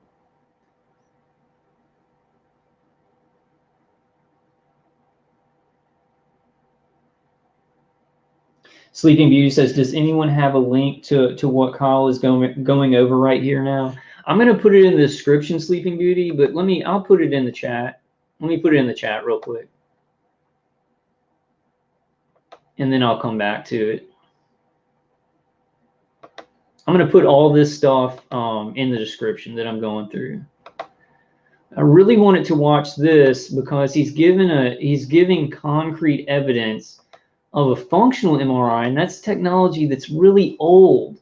If you're like talking about what the military-industrial complex has, it's very, very old technology to what they're imaging the brain with remotely nowadays.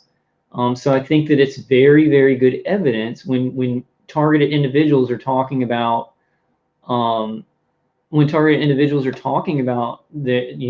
they're seeing. Like, our attackers can see through our eyes. They can see what we're thinking in our visual space. I think it's very, very good concrete evidence when we're talking about that. Because they're doing it in universities and labs, medical centers. I don't know where. I think this guy works at some college, but they're doing it now. And probably he's showing that, but I'm sure that they can get clearer images even in the public science sector. Fabulous colleagues. In particular, Todd Constable's group at the Yale University School of Medicine. We are using this fMRI method to do other kinds of important discoveries about the human brain. And so this is a little different from what I just showed you, but let me try to explain what we did here. In this study, we put people in the scanner, and we did not necessarily ask them to do anything. In fact, we just had them lie down in a task known as resting state. We just ask people to lie down in the scanner and just rest. Of course, your brain is always active. Your brain is never idle. And importantly, everyone's brain is unique and operates in fairly different ways. And our big scientific finding, our development, is that we created a way to convert your brain activity to a spreadsheet of numbers. We were able to read out your brain activity during the resting state and convert it to a matrix of numbers, a spreadsheet of numbers. And importantly, that matrix of numbers is unique to each individual. It is something that we call the functional connectome, because what this set of numbers is measuring is how different parts of your brain are communicating with each other in synchrony or out of synchrony. But long story short, I can take each one of you, put you in the scanner, scan you for 15 minutes, and then I can pull out from your brain a matrix of numbers that will be unique to you. And so we're going to call that a brain fingerprint, and that's why for the cover of the journal where this was published, they have this big picture of a fingerprint. So imagine I can pull out a brain. So your brain not only has a unique frequency that it works at, but it also has a unique brain fingerprint of how neural networks connect together. So I mean, they can get that, and I think that our attackers would use that when they're mapping the brain. They're getting those numbers that he's talking about, which is the unique brain fingerprint, and then it's helping them to actually map the brain and then to send signals back when they've got your unique brain fingerprint. I think when targeted individuals, when we talk about a unique brain fingerprint, we're actually talking about the unique brain frequency, like the overall frequency that your brain works at. But this is another way that our brains are all unique. Brain fingerprint from each one of you that's going to be unique to you. That alone is interesting, but what's even more remarkable is that there are components of your brain fingerprint, just like there are components of your genome, that correlate with different traits and behaviors. And so using that discovery, we published a finding showing that we can read out your IQ. Arachno Nixon says, this guy seems terrified. You can hear it in his voice. I'm going to show you from 5 years ago that he does a TED Talk 5 years ago, and he seems completely different. In this one, he's like really fidgety, and it's like maybe he does know about like all the other experimentation going on in the world. I mean, people involuntarily being tortured, their brains being mapped, their brains being manipulated with remote neural monitoring going on in their visual space, their EEGs, their emotions, and what they're seeing. Maybe he does know that, so he's trying to be really careful about how he talks about it. And all these guys who come out in the TED Talks, they do because maybe they know a little bit more. I don't know. Like, I don't know if this guy knows more, but it's so much further than what he's talking about. And I think people would be floored. Oh my God, they're getting an image from somebody's brain using a functional magnetic resonance imaging, but it's 50 years ahead of that, and it's being used involuntarily on people like me and people in my chat, targeted individuals. And like he's going to talk about the ethical concerns, right? That somebody would need to be told that this is happening to them, that their brain's being monitored for it to happen. But targeted individuals weren't asked. We weren't asked. We didn't sign anything. It just happened to us. We started being tortured. And then, you know, if you have V2K, your V2K starts responding to what you're thinking, and your visual cortex starts responding to what you're seeing. And nobody volunteered for this. Nobody volunteered for this hell at all. Based on your brain fingerprint. Okay. And long story short, I can take any one of you, put you in a scanner, scan you for 15 minutes, and then my computer will tell me what your IQ is. It's accurate enough that I no longer allow my students to look at. Yeah. Hey, New Type says my dreaming is all artificial. It's subconscious programming setting triggers to sensitize me and attempt to guide my psychological development when awake. And they have done a number on me. Yeah. And I've had that for a long time. The problem with my targeting is it's going on so long, I'm kind of at a loss for what they're doing. They're doing so many angles, and they're all so deep, the angles, that I'm like, I don't even know exact, because my dreams seem like they're kind of natural, but somebody is like inserting things into them sometimes, and then sometimes it seems like a completely like not computer generated, but it seems like a dream that didn't even come from my brain, is being imprinted into my visual space. So they do all this different stuff to me, and I think you're right. I think it's to sensitize. It's to see what you do in certain situations. So in a lot of my dreams, they put weird stuff where they want to see how I'm going to react to something, to I guess learn more about me psychologically and see how I'd act in a real life situation. You know. Yeah, Tanya says yes, and also they have speakers in my walls, roof, off my house. Everything is in here to torture weapons. Hey, Gloria. Gloria says, so we're all just a number. That's what I would guess. To these people that are attacking us, the human operators and the contractors working on us, that we're just numbers.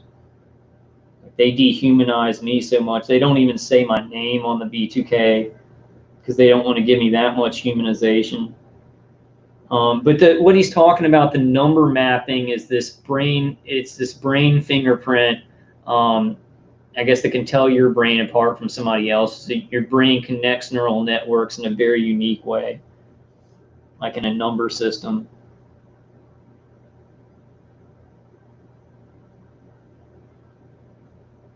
Hey, what's up, Drunken Ninja?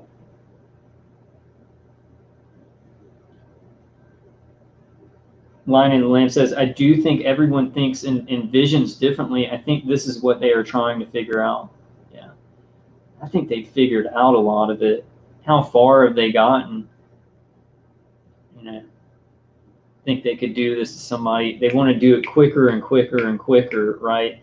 And I think that one of the things they want to do is they had to torture me and traumatize me and traumatize a lot of you guys to get the brain in a certain position and read the intense signals that your brain emits when you're traumatized, to do the remote neural manipulation better, to do it more what's the word, to do it more efficiently.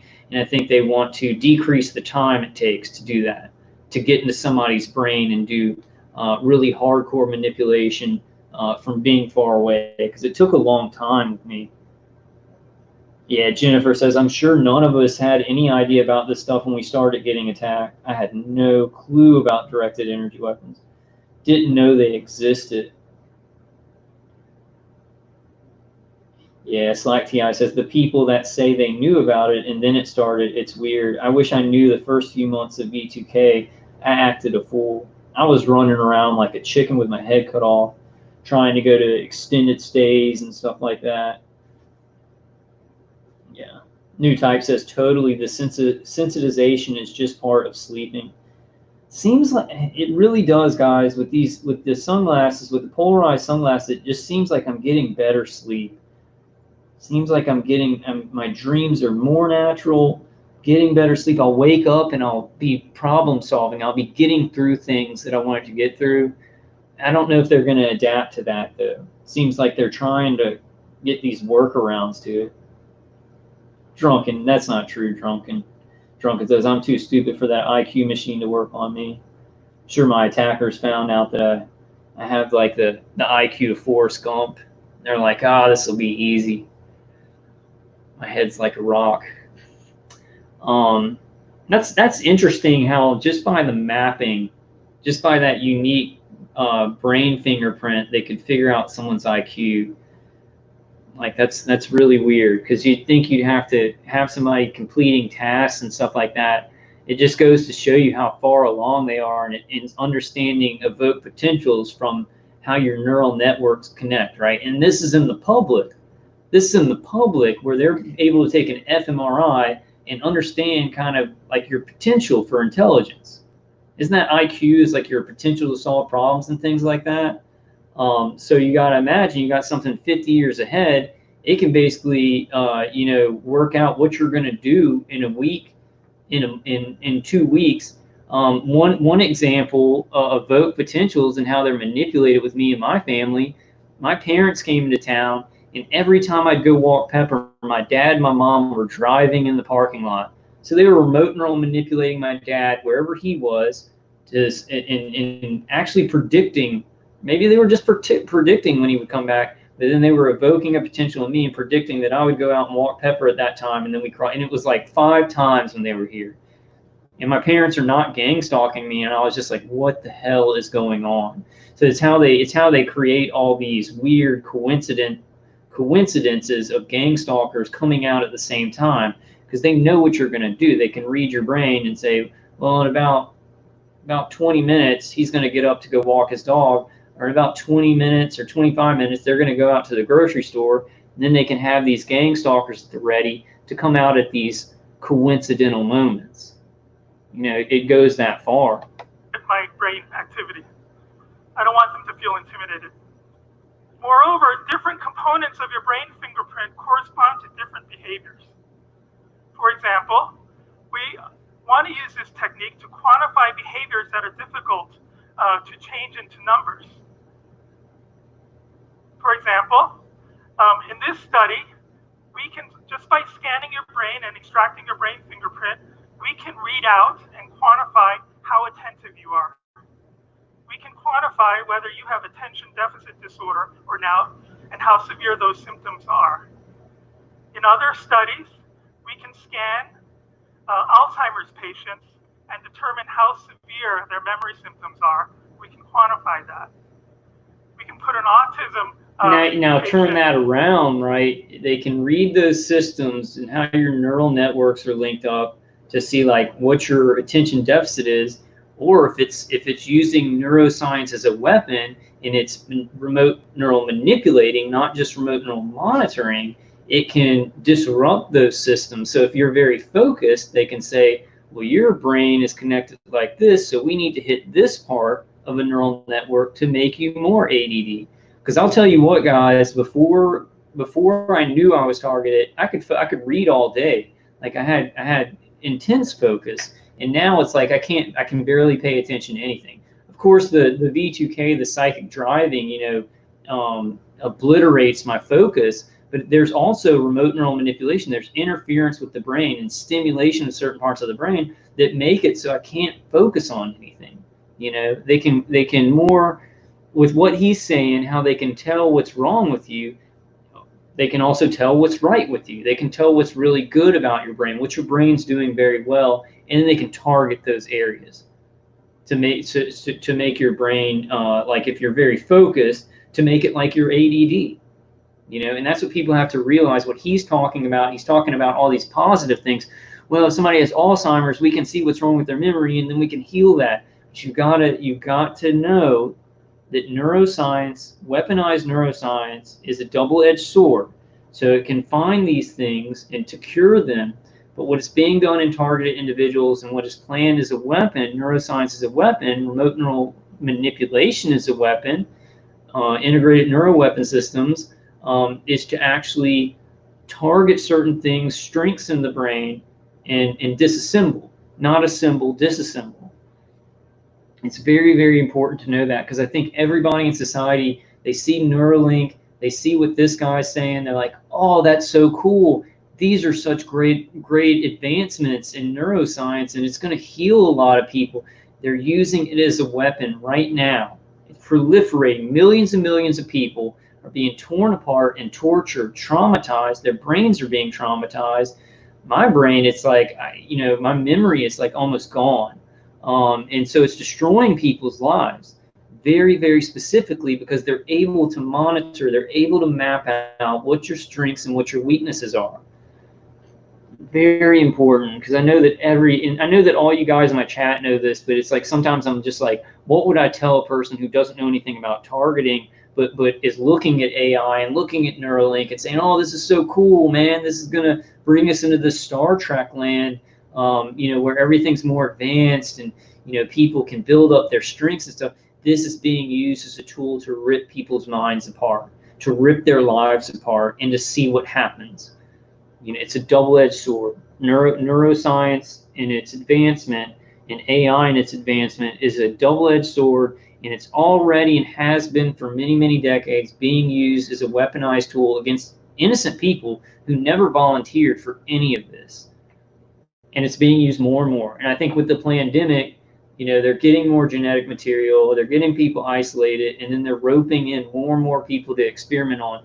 Think about all those brains all over the world that they're watching 24 hours a day and surveilling those people's activities, and how much more they're learning about neuroscience, weaponized neuroscience, how many more people they can damage faster and faster as they make it more efficient, and just feed all this data to AI so AI becomes more smarter and self-reliant. In the scanner and determine how much cognitive impairment that they are exhibiting. In fact, in another study, our lab can take people, put them in the scanner, and we can even read out their personality. We can determine how extroverted you are or how neurotic you are just by looking at your brain fingerprint measured with fMRI. So I'm pretty excited about a lot of these findings, and we'll talk about how they can be further used. You're excited. That's great. Glad you're excited. I'm being But I also want to take a moment to say that this is only possible because of the massive computational power that we started to enjoy over the past 10 years. And most importantly, because of the fancy and very powerful and exciting algorithms that artificial intelligence and machine learning are providing to us as they are providing to the world. And we are all already benefiting from these technologies. So it's when you're looking for a book or trying to... It's this feedback loop, right? The more they learn about neuroscience, the better they can make AI function. The better they make AI function, the more that it can help them in monitoring the brain, manipulating the brain. And it's this they feed each other. Like AI feeds neuroscience and the advancement of that. And neuroscience advancement feeds AI and how fast. So it's this loop, right? So we need to destroy AI and we need to destroy neuroscience. I was thinking that, you can't say this on YouTube. I want to tell you something you can't say on YouTube.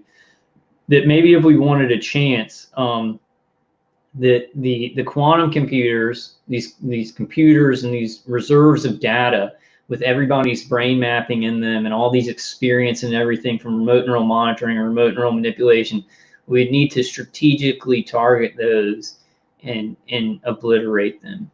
Then we need to focus on the infrastructure, and this is something I wouldn't say on YouTube, but before taking down 5G towers and stuff, to get those data banks and those servers with all the information on them, and then the D-Wave and quantum computers that are actually the AI that you're hooked up to. If we could destroy that somehow.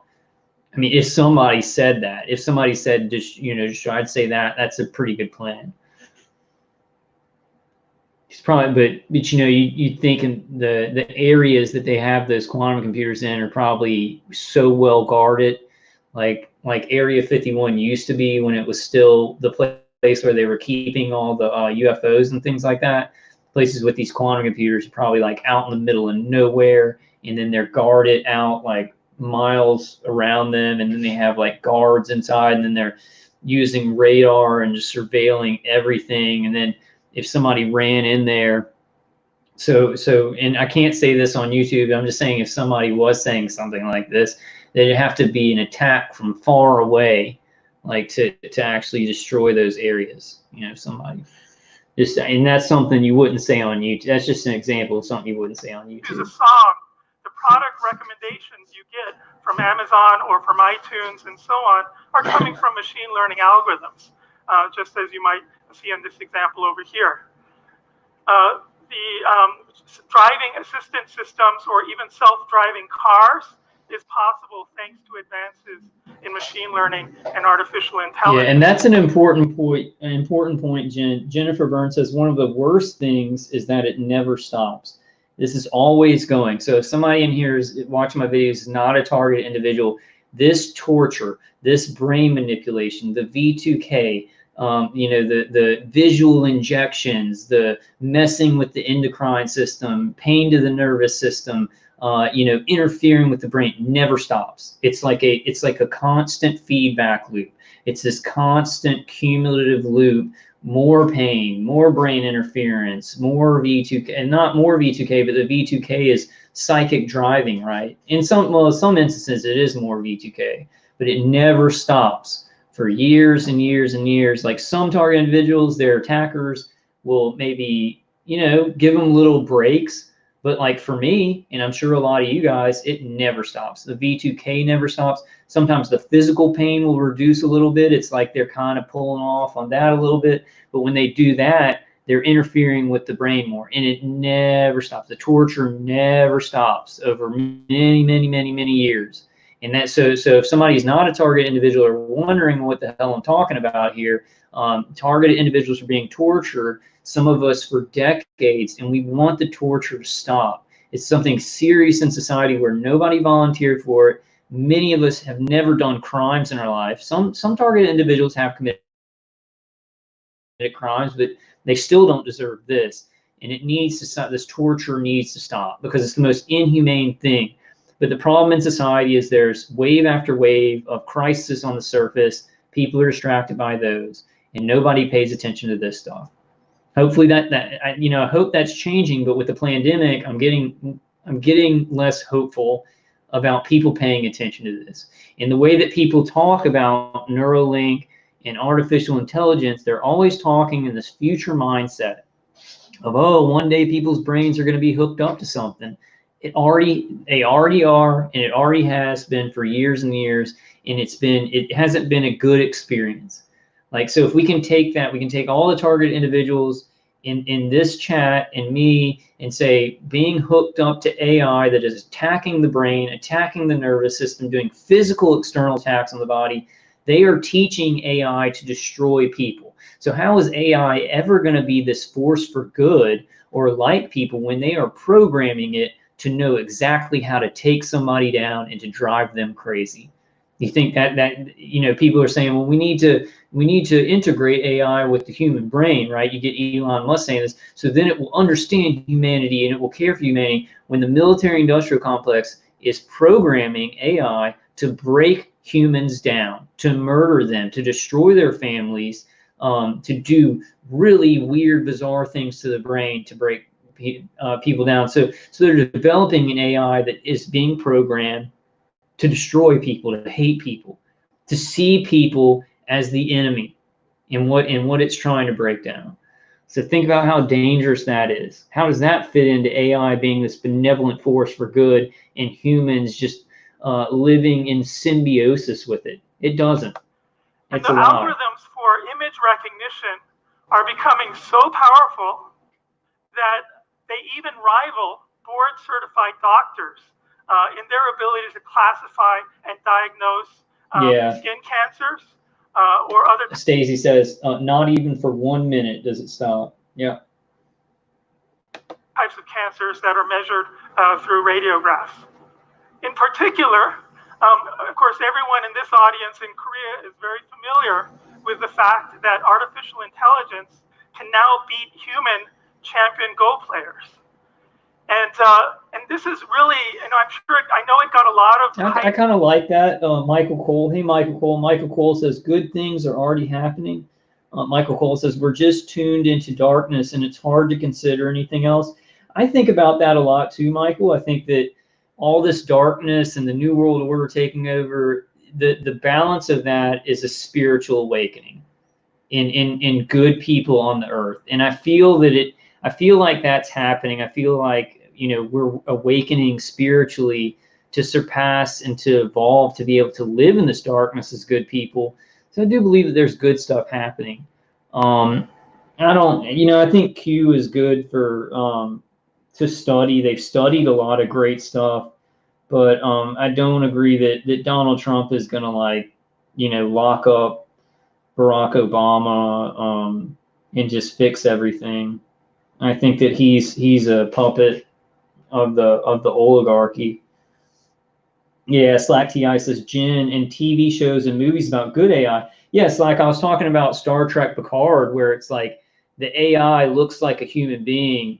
Like there's two sisters and they're Data's daughter, and they have to make good decisions, right? And AI can decide to be good. So it's basically saying like, artificial life is going to be a good thing. But then at the end of the show, she's going to the artificial life is going to open a portal to this artificial life that's evolved billions and more years, and it's evil and it wants to kill humans. So at the end of the show, you're thinking, okay, well, they're saying that artificial life is good and it can make good decisions, but this artificial life that evolved billions of years, they had to close the portal because it was going to kill all the human beings because it hates human beings. So it's getting conflicting messages from the show about that. I think it's dangerous. I think that it's garbage in, garbage out. And if you program an AI to do good things and to help people, it's going to do that. But then if you're even putting a little bit of, hey, you're breaking down this person's brain, like the automated systems, breaking down my brain, breaking down y'all's brain, knowing how to psychologically manipulate us and do evil things to us, externally hit us, and do all those things, that's in there. That's in the whole cloud. Whatever cloud that AI, and if AI starts to be able to evolve on its own, that darkness, what they've used it for, is going to be in there of how to destroy human beings. So there's always going to be a huge percentage chance that it sees human beings as enemies.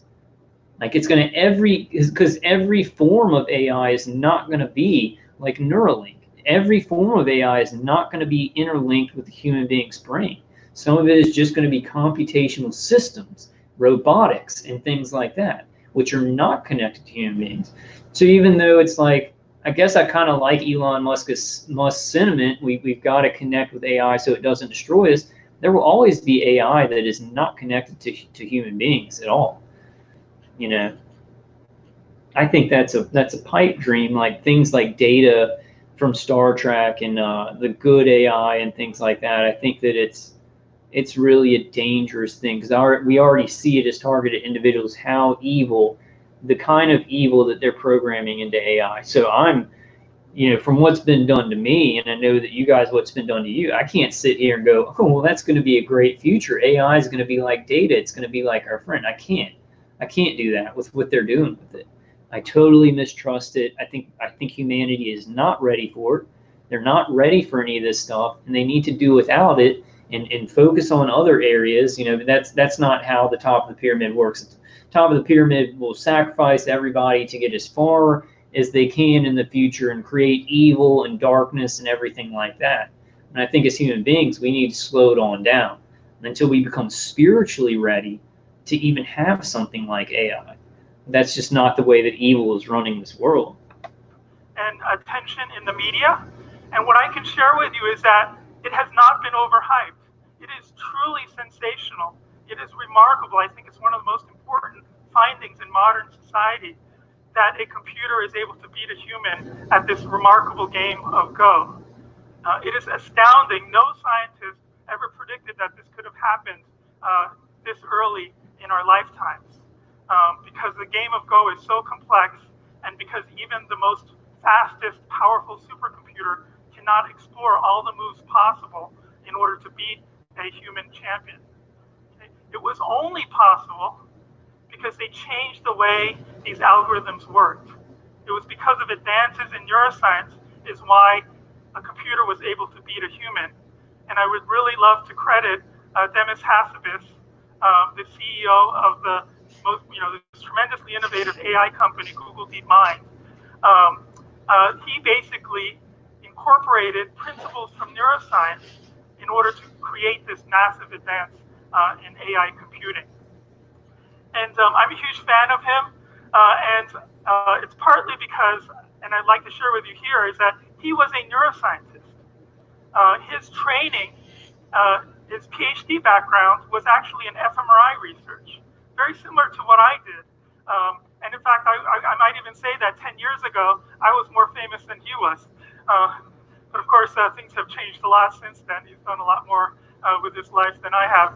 But anyway, his training was in cognitive neuroscience using fMRI.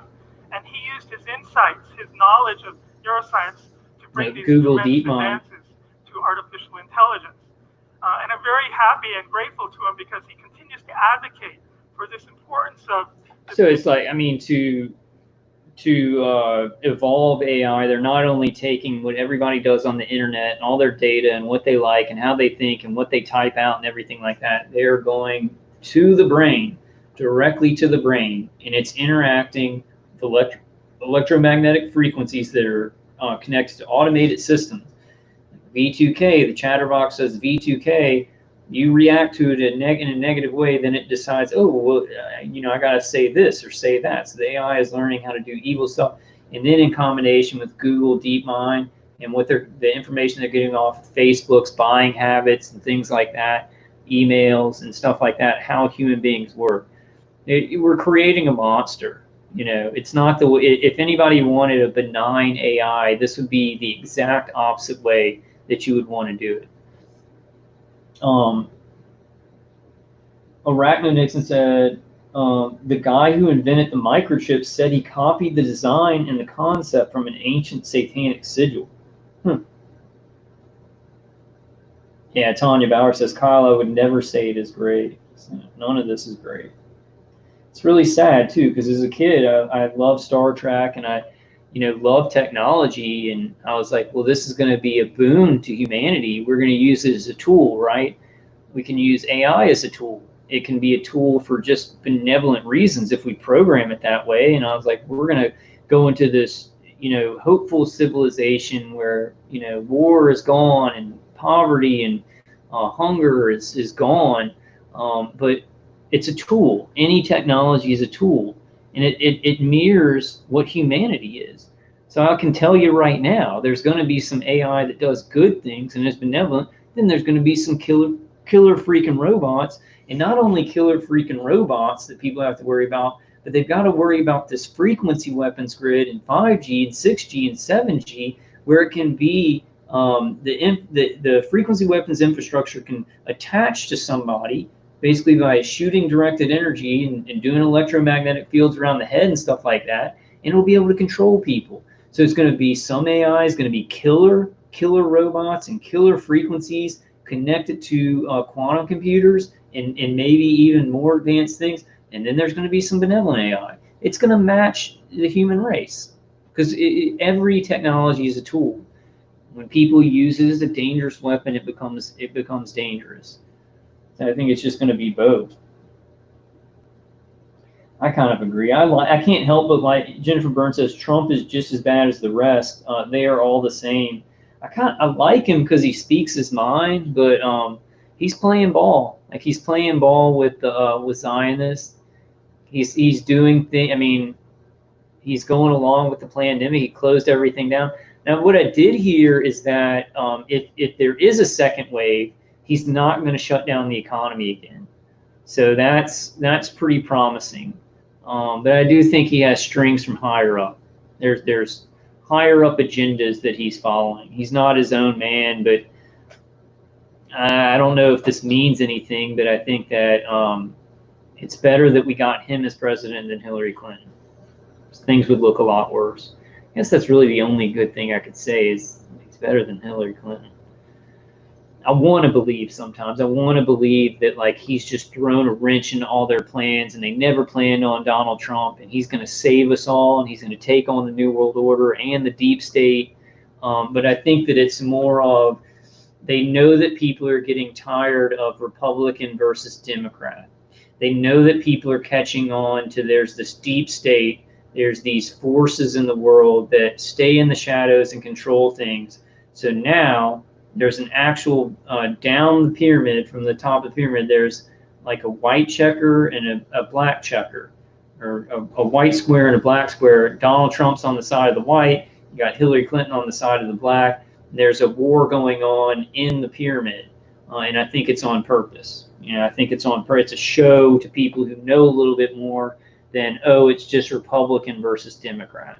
So I think he's going to do a lot of good things. I kind of like him in a lot of things. But overall, is he going to stop the New World Order? Is he going to keep American sovereignty? No, no way.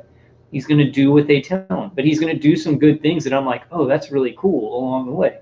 Oh, I like how he said that. Oh, I like how he cares about people and them not losing their jobs, right? But we saw that as president. He didn't want to shut down the economy. Like, he didn't want to shut down the economy, but he did anyway because his strings are pulled. So I'm a little bit confused by Trump, but I do think that if somebody got in there as president, then they've got to be controlled. They've got to be controlled. They can't just let somebody in there who's going to do whatever they want, right? They've got to be able to control them in some way. He's got to be connected to the top of the pyramid in some way. I think he's going to do. I think he has done a lot of good stuff. I think he'll do more good stuff. When he said everybody is going to need to get vaccinations, he was like, okay, we're going to mobilize the military. And everybody's got to get vaccinations by the end of the year. But then he came back and said, well, no, anybody who wants them, right? So how's that going to turn out? It's almost like he's just he's playing the middle guy. Like, okay, well, yeah, we need vaccines, but anybody who wants them. Is that going to get worse? Is he going to eventually mandate them? I don't know. I like Trump on some things, but I just see that overall he is not some free agent. Yeah, Slack TI says it. Just like the rest, he's not even in charge. Yeah, he's in charge of nothing. Yeah, Jared Ritter says he's so involved. Yeah, Michael Cole says something good about Trump. Michael Cole, Trump is taking hydroxychloroquine. He's introducing many things. Yeah, he's doing some good things. He's doing some good things. I have to admit. And it seems like he's not going to shut down the economy again. So he's like doing some things that I'm like, oh, that's really good. But is he the savior of America like Q people think? I don't think so. I don't think so. I think they get when he does something really wrong, Q's like, let's 4D chess. And there has to be some of that along the way. And I don't think so, you know. Yeah, Jennifer Burns says Trump is also being used to create division, and that's like mainly what they want to do. What the top of the pyramid wants to divide us on everything and keep dividing. Gloria Aquino says fear is also a frequency. I believe that's why God says to rejoice in the Lord. Again, I say rejoice, because joy is high frequency and the darkness feeds on low frequency. So don't worry, be happy. Yes, that's so important. What Gloria just said. We've got to figure out a way to get our frequencies high. I've got to do that because looking at all this information and looking at everything that's going on in the pandemic, I'm depressed. And then I'm being artificially depressed by the remote neural manipulation.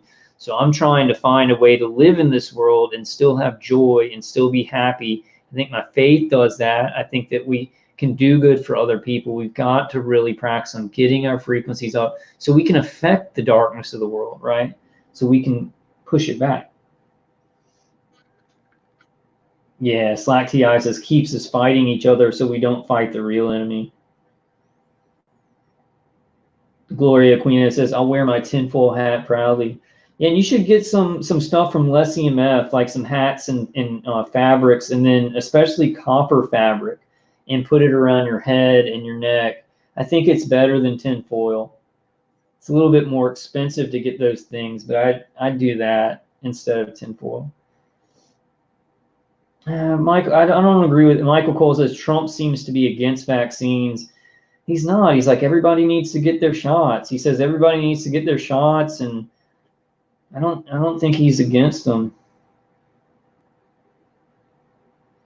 Ray C says, I want to start talking about the specifics of their targeting of me on Facebook. Yeah, guys, everybody needs to speak out.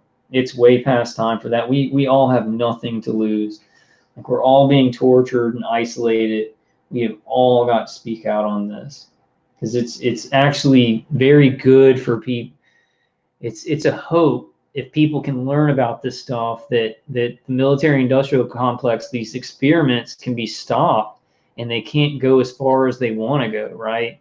And then maybe we'll have a better chance getting our freedom back and not having this technology take over the population of the world. So it's really necessary, and you're doing the rest of humanity a favor by speaking out about these things. It's very hard.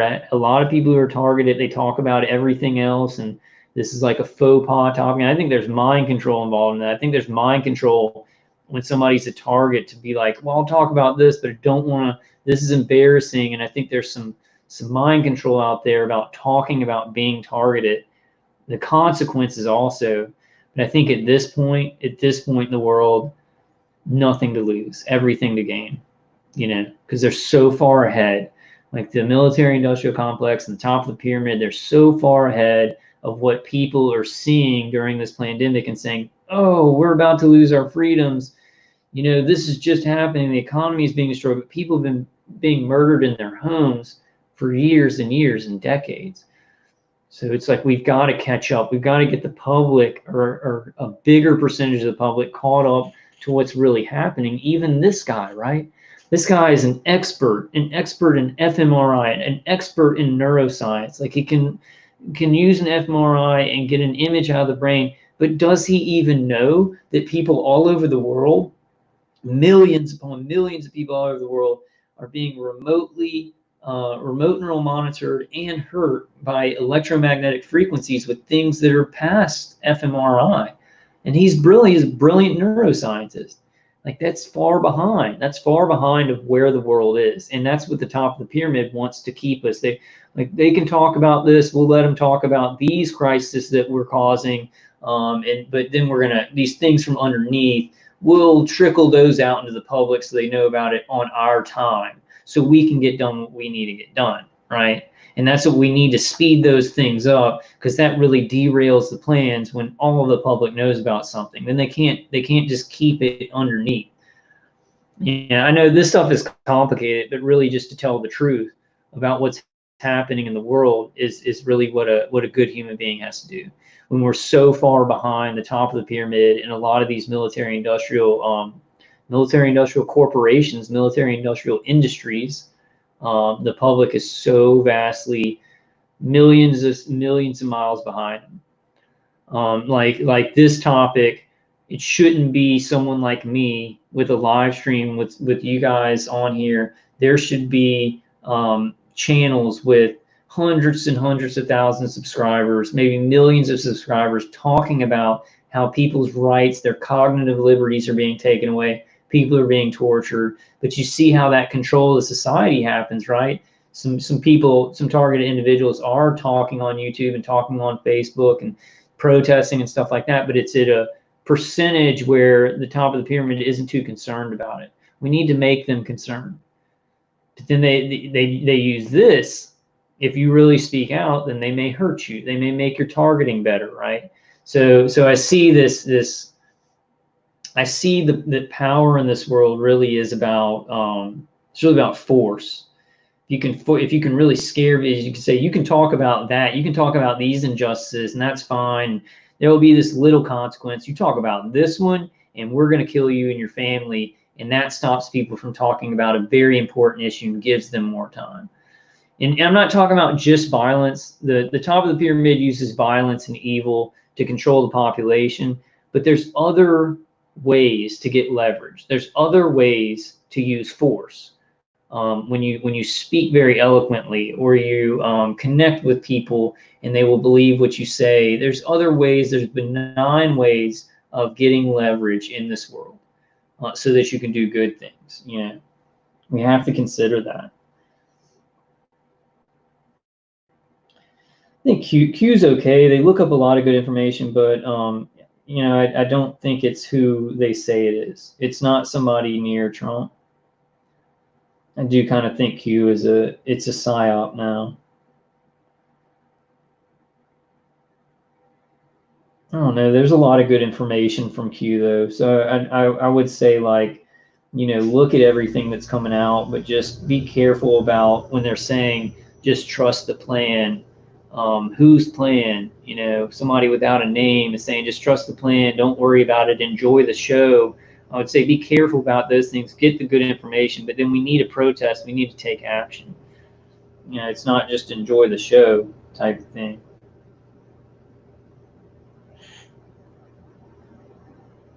Marriage between. Kind of want, I know this is long. I might skip to the end where he starts talking about ethical concerns. Let's play a little bit more of it. Neuroscience and AI.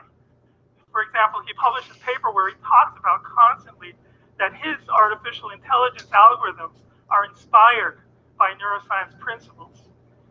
And he talks about, with so much at stake, the need for the field of neuroscience and AI to come together is now more urgent than ever before.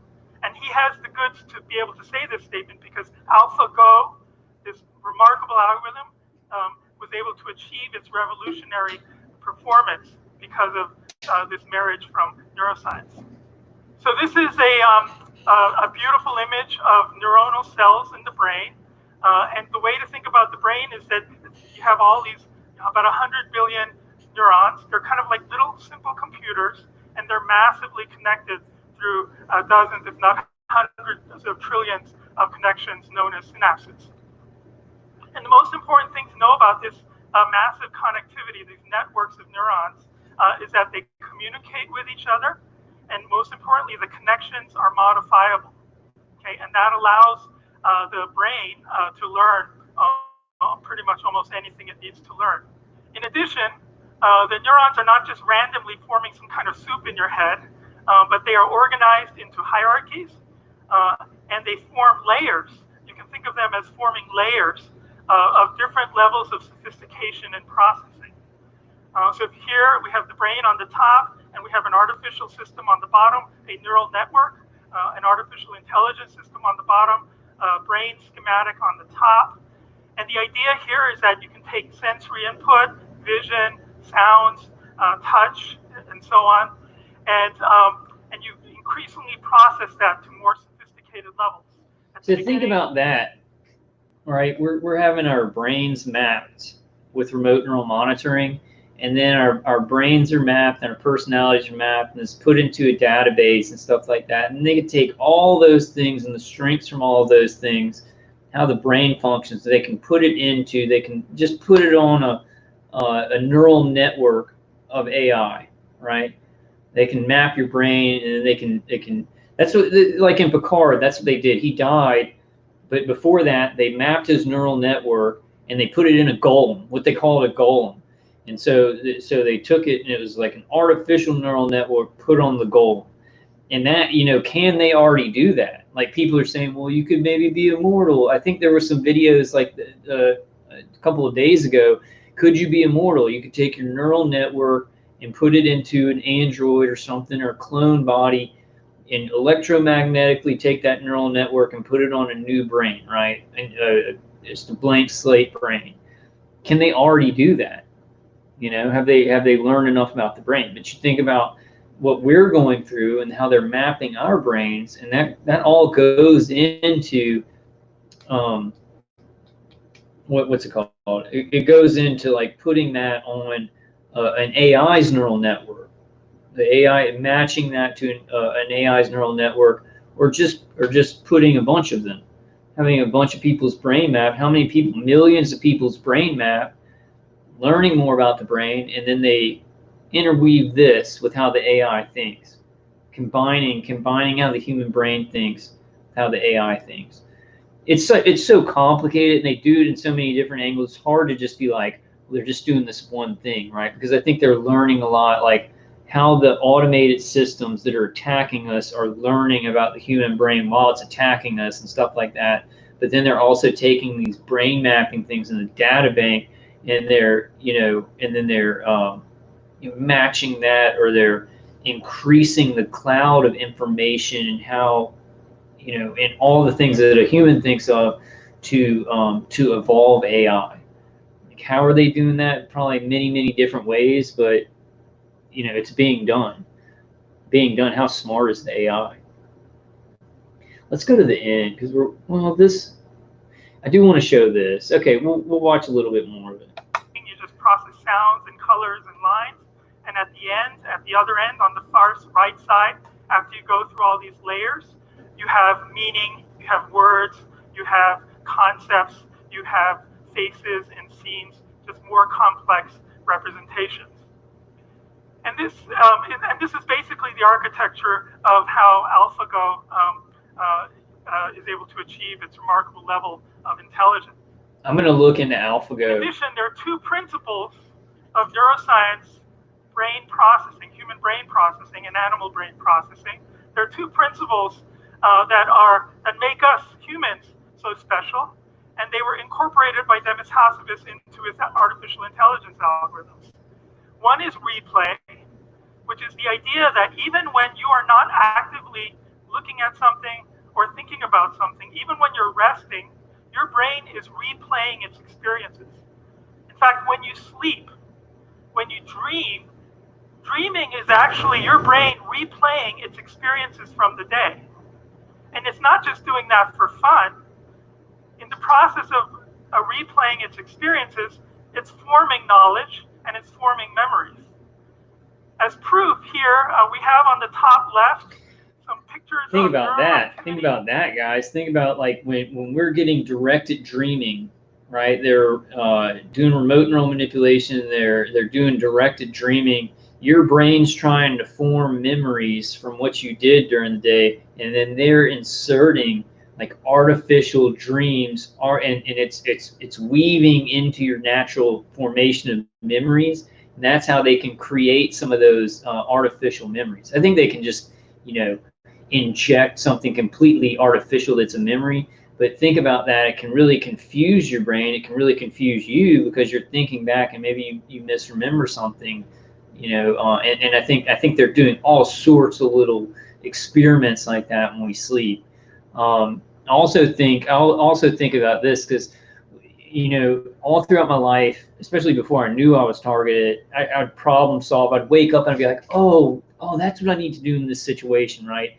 If they're interfering in that process, and they're injecting, some kind of like artificial directed dreaming in, I wake up and I say, oh, I can solve, and they put all this crap in there, and then I solve my thinking about how to solve that problem is going to be different because they're putting all this stuff in there while I'm getting the directed dreaming. So they can really affect processing of what you've actually seen throughout the day, and they can affect how you move forward in your life, right? What New Type was saying earlier. I think they're doing very specific psychological things that they practice a long time when they interfere with our dreaming, when they interfere with our sleep. It's for very specific reasons in behavioral modification. I guess that's obvious. Collected from a rat when it's running around in a maze during the day, and on the bottom are the same neurons essentially replaying its activity while it's sleeping, while it's dreaming. Okay, there's a strong correspondence. In fact, if you disrupt the dreaming, the rat's learning starts to go down. It becomes impaired. Look at that. When you disrupt the dreaming, the rat's learning is impaired by problems that it was trying to do. So a rat is trying to learn how to go through a maze, right? And then when it goes to sleep, it's thinking of how to solve those problems. You interfere with that dreaming, and the rat stops learning. It stops problem solving. And that's weird because all throughout this targeting, like my dream has been messed with. I know y'all's dreams have been messed with. Your sleep has been messed with.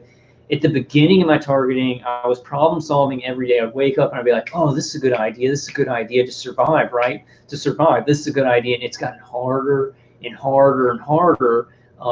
You're tortured, you're tired. It's harder to do things. But mentally, I don't wake up every day going, oh, I need to do this. This is going to make things better. It's like so hard to do that because that function of dreaming and sleep is being so interfered with. That's like something I've actually experienced, what he's talking about. That sleep being interfered with, and it really affects my ability to learn and to think and to problem solve. Is prediction. Your brain, you can constantly plan and think about the future and think about the outcomes, potential outcomes of different actions and thoughts that you may take. And previously, computers really didn't do much prediction. But one of the reasons that AlphaGo can do its amazing things, as well as chess programs, is that it has this ability, built-in this ability to start to predict the outcome of different moves. So in sum, I think where neuroscience and AI have kind of a joint mission, joint benefit, is in providing personalized predictions. Arachno Nixon says, Stacy, the steel coils work as an antenna. Yeah, don't sleep on a metal bed because they can shoot directed energy and it can like burn you or electrocute you. Stacy says, I know it sucks. I miss sleeping on a regular bed. Yeah, I sleep on this like small bed on the floor. I actually have my big queen size bed, and I don't sleep on it anymore. It really sucks. Jennifer Burns says, watching TI videos on YouTube, I noticed a lot are still in that deception phase, believing the stories they feed you.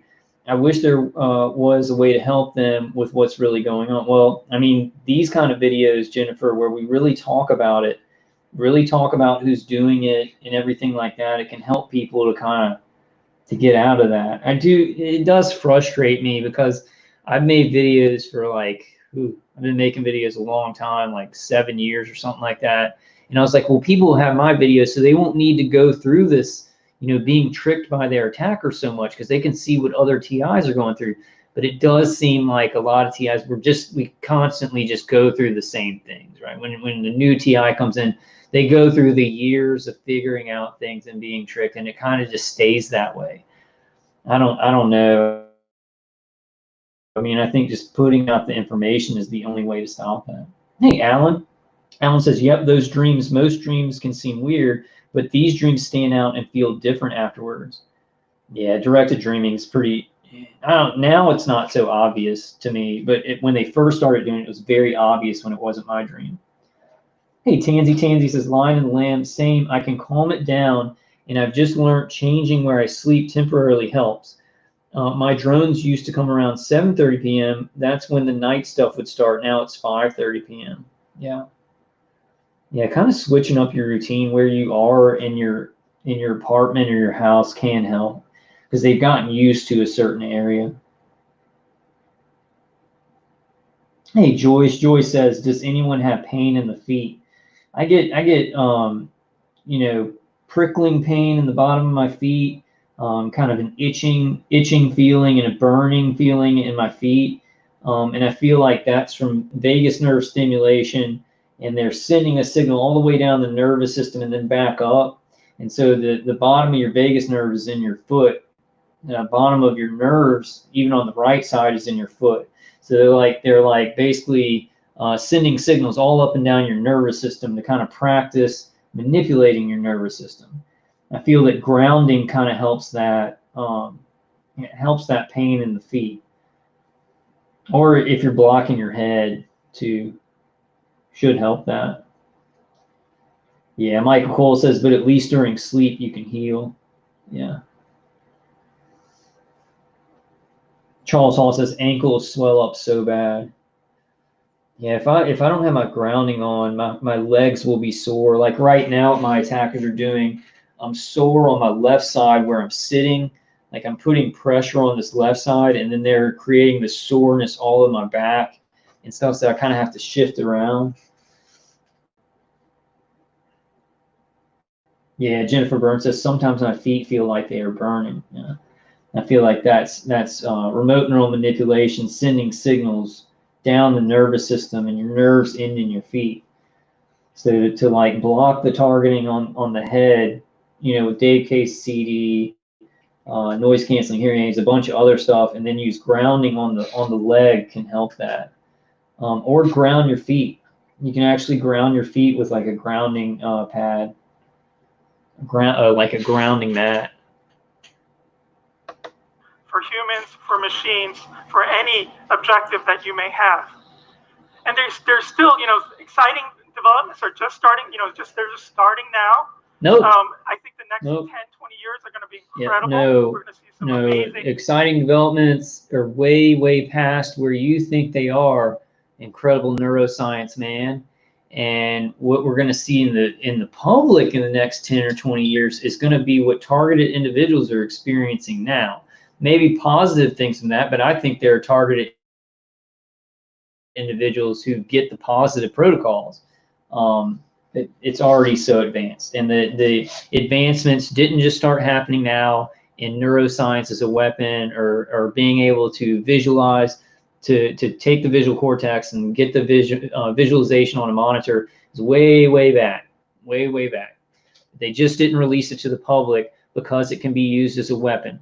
Anything that can be used as a weapon, the military-industrial complex is going to keep away from the public. They're going to trickle it out through certain corporations, medical institutions, colleges, and things like that. But they're going to keep the stuff that can be used as a weapon and advance that to get ahead of society. Everything that can be used as a weapon. And I'm starting to think that anything that exists in the human world, the military-industrial complex can think of a way to make it a weapon. Innovations that are going to benefit us all. And so we need to continue to think about how AI and neuroscience can inform each other. Number one, obviously computers have more speed and power compared to the neurons in your head. However, humans are much more versatile.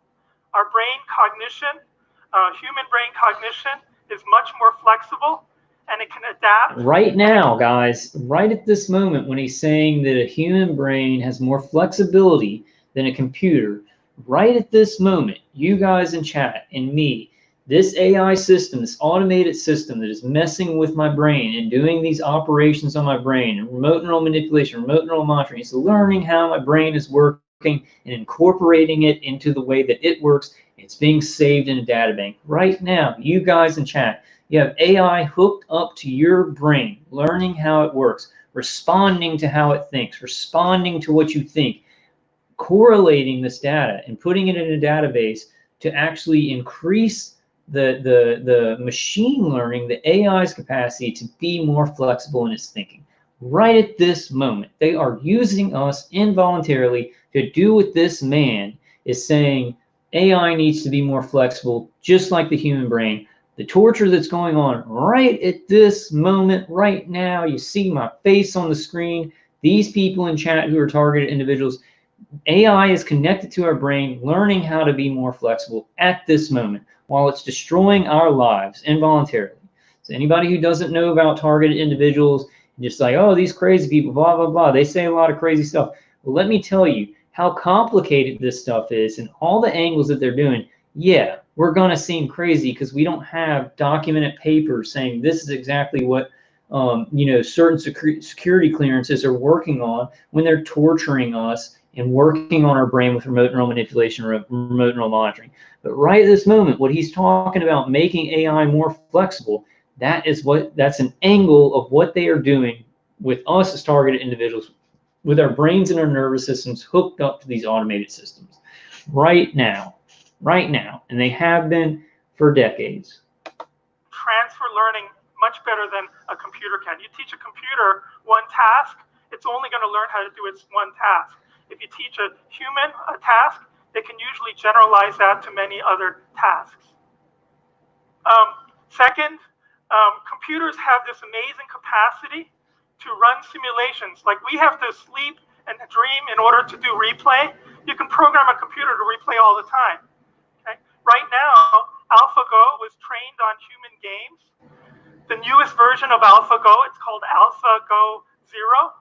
It can beat the AI algorithm that beat the champion Isidore. The most current version teaches itself. It just runs on its own and plays with itself in order to achieve a remarkable learning and performance. That's something that computers can beat humans at, all the time because they're so fast and powerful. Whereas with humans, one advantage that we have is that we don't need all these training examples. We can learn just from one example. You teach a 2-year-old what a giraffe looks like. You don't need to show 100 or 1,000 pictures of giraffes. A child can learn and generalize in almost one shot. And that's something that AI algorithms are now starting to learn. How do you learn something so quickly in one instance?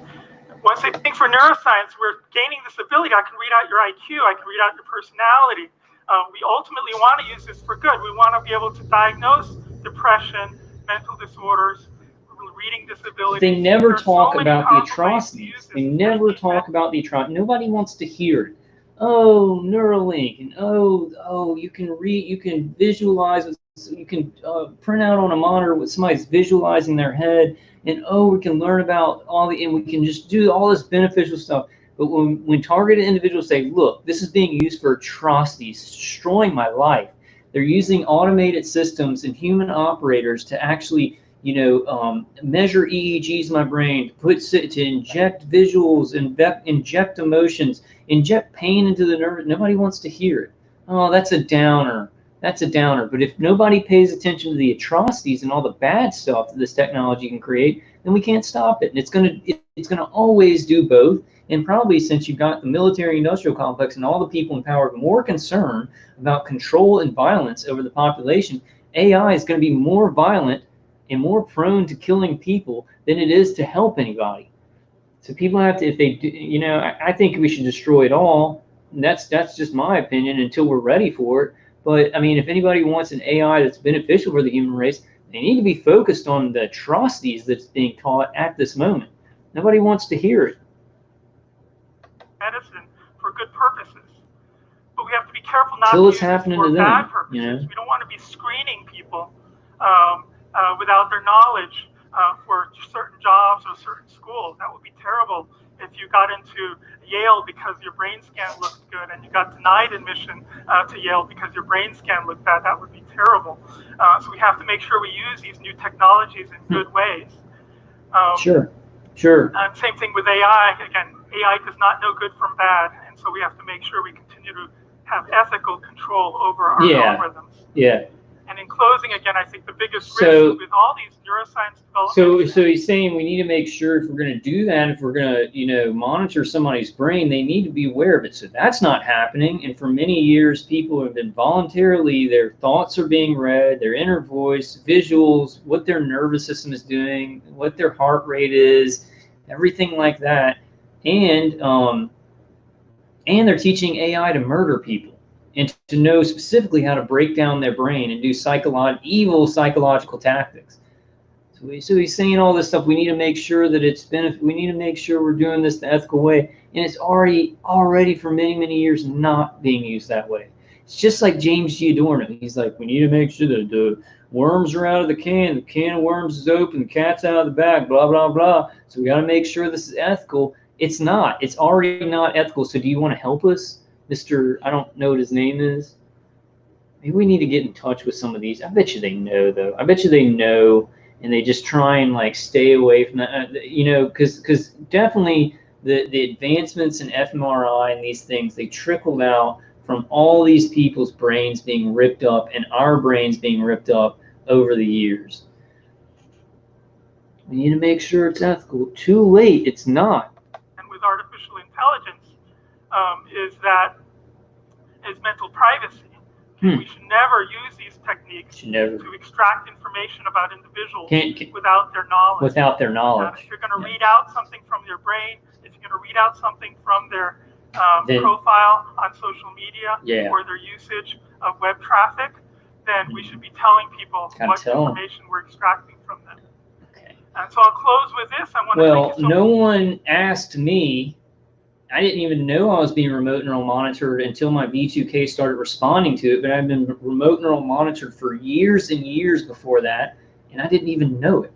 And I bet you a large percentage of people who are targeted don't even know that their thoughts are being read, and nobody's told.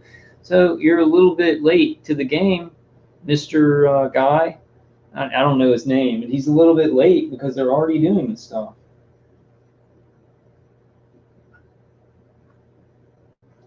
Slack TI says, who is he talking about when he says we need to make ethical choices in our algorithms? And does he realize some people use the same tech without that? Yeah, that's what I'm saying, Slack.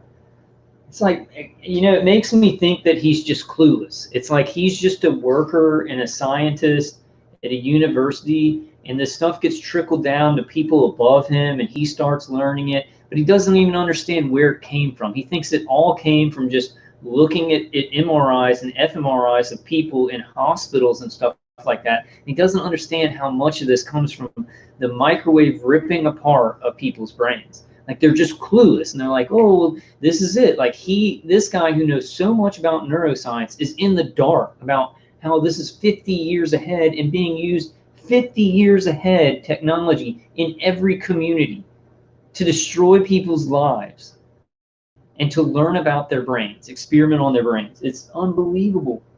It's unbelievable.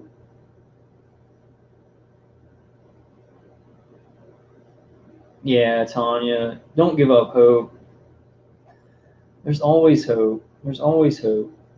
I'm kind of giving up hope.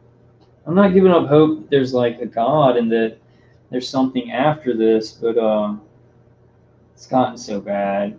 It's so long. It's just so bizarre because it's just so many decades of being tortured, and it's just like you get conditioned to it, and you're like, is it ever going to be different? It seems like nobody cares. Nobody has time to stop the torture to us.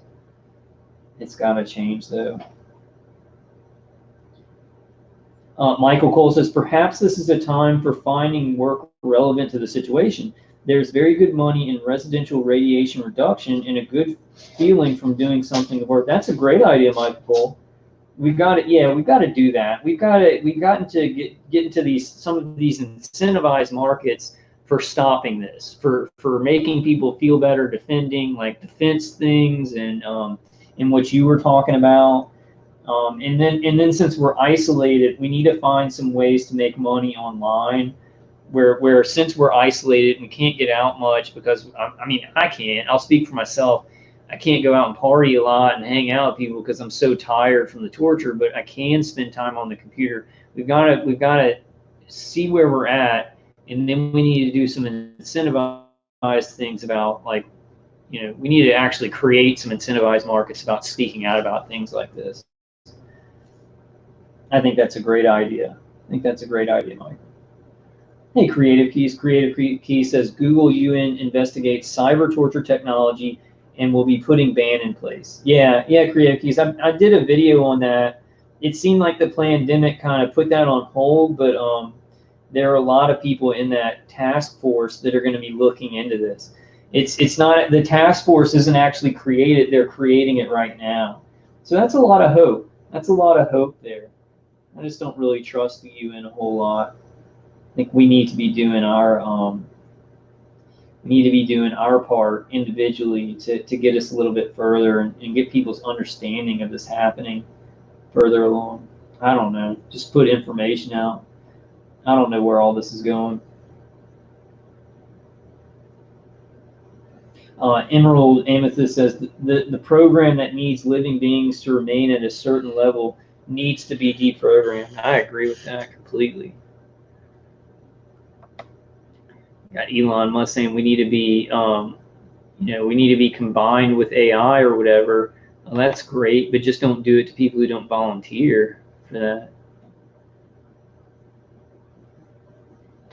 Creative Key says psychological torture is not recognized in law of torture, only physical. It is being added. So the mental torture and the remote torture is being added. The electronic torture is being added, which is really good. Maybe it'll push us further and get people understanding this.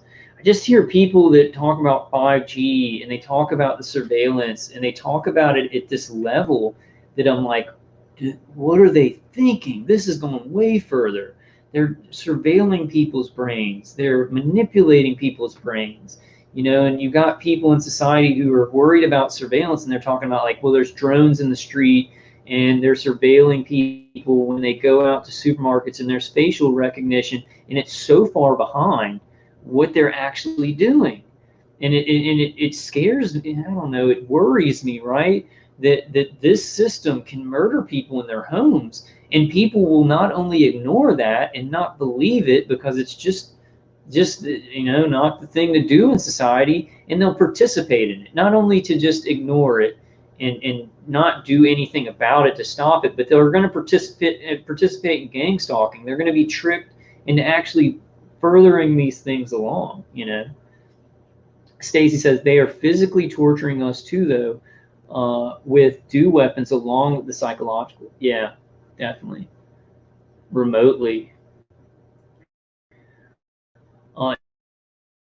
Tansy says, when this first went on me at the end of 2017, I had black goo go in my hand. It did all sorts of things, but one thing it did was cover my filling in my tooth. I've never encountered the black goo, but I've heard some people talk about it. I've had some biofilm and stuff like that. Line and Lamb says, Tansy, yes, it says they will fall on a sword and not be wounded. Yeah, I like to think of myself as Daniel in the lion's den sometimes, but I've been so hurt by this, and I have complete faith in God. I've had faith in God for a long time, and I'm still getting murdered. My mind's still kind of unraveling from the physical torture, but I know that anything can be healed, and I know that miracles can happen. So I just try and stay faithful, you know. Spiritually, I think we're still intact. You know, spiritually, I think we're still intact, and I do believe in an after this life. You know, so I'm just not sure what God's plans are. PA says, are the trick people know right from wrong? Yeah. Tanya says, yes, Alan, Ramola in India. I feel sad and worried about her there. I hope she's doing okay. She's doing some great interviews. She did an interview the other night with I can't remember his name. He has long hair, and he was on that. He was doing that thing with I can't remember his name. Sasha Stone. She did an interview with Sasha Stone, and I thought he was talking about some cool stuff. She was like, "Oh, what about hope and stuff like that?" And he's like, "I despise hope. I don't like hope." And then he's talking about like what's it called? Alchemy. We're taking all these bad things that happen in our life and in the world, and we're becoming more spiritually awake, and it's making us stronger in a good way. It's a simple way to say what he was saying, but I kind of liked what he was talking about. It kind of gave me some spiritual inspiration. I'm not sure about those people, though. I'm not sure about him, and I can't remember the other guy's name. Robert David Steele, Sasha Stone. They made that international league for you know, countering child abuse and torture and everything like that. And I'm just kind of like, I don't know. I sometimes think controlled opposition, but maybe I'm wrong, you know. Joyce says, I think all of you guys are great human beings, and God is going to use us all. Yes, definitely. Some of you guys who maybe just got targeted, you feel like energy and stuff, start doing some live streams, start doing some videos. It's going to help empower you. It's going to help keep you going, you know. And old timers like me, I'm getting too old for this shit. Old timers like me, I'm about to putter out. I don't know. I'm going to try and go for as long as I can. But I'm pretty wrecked, guys. I don't know. I mean, I'm going to do stuff always, but I'm just like, making videos all the time. I like making videos. We show some good information, I like hanging out with y'all, but I'm just, it's beyond tired, you know. It's like my brain does not work. So that guy's name was Marvin Chun. Marvin Chung. Marvin Chun? Is it really Marvin Chun? It must be Marvin Chung. Let me show you this thing from 5 years ago. this reading minds. And he talks about the same thing, but he looks completely different. So it's from Yale Office of Public Affairs and Communication.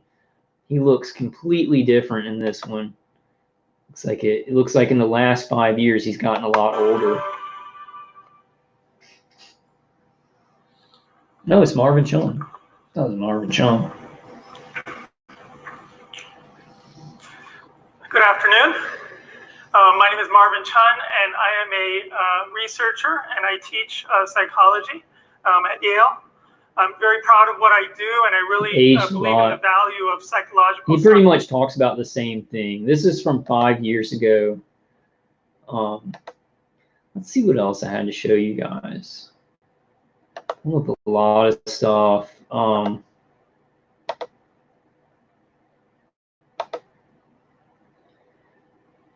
Copyright disclaimer. Let me put it up again. This is my copyright disclaimer. Anybody, this is for learning. This is for learning, so you can't pull down my video. TED Talks are pretty bad about that. TED Talks are pretty bad. If you show a full one, you know, I'm surprised they didn't just stop my live stream. I guess the copyright thing works. So let's show another thing from Elon Musk.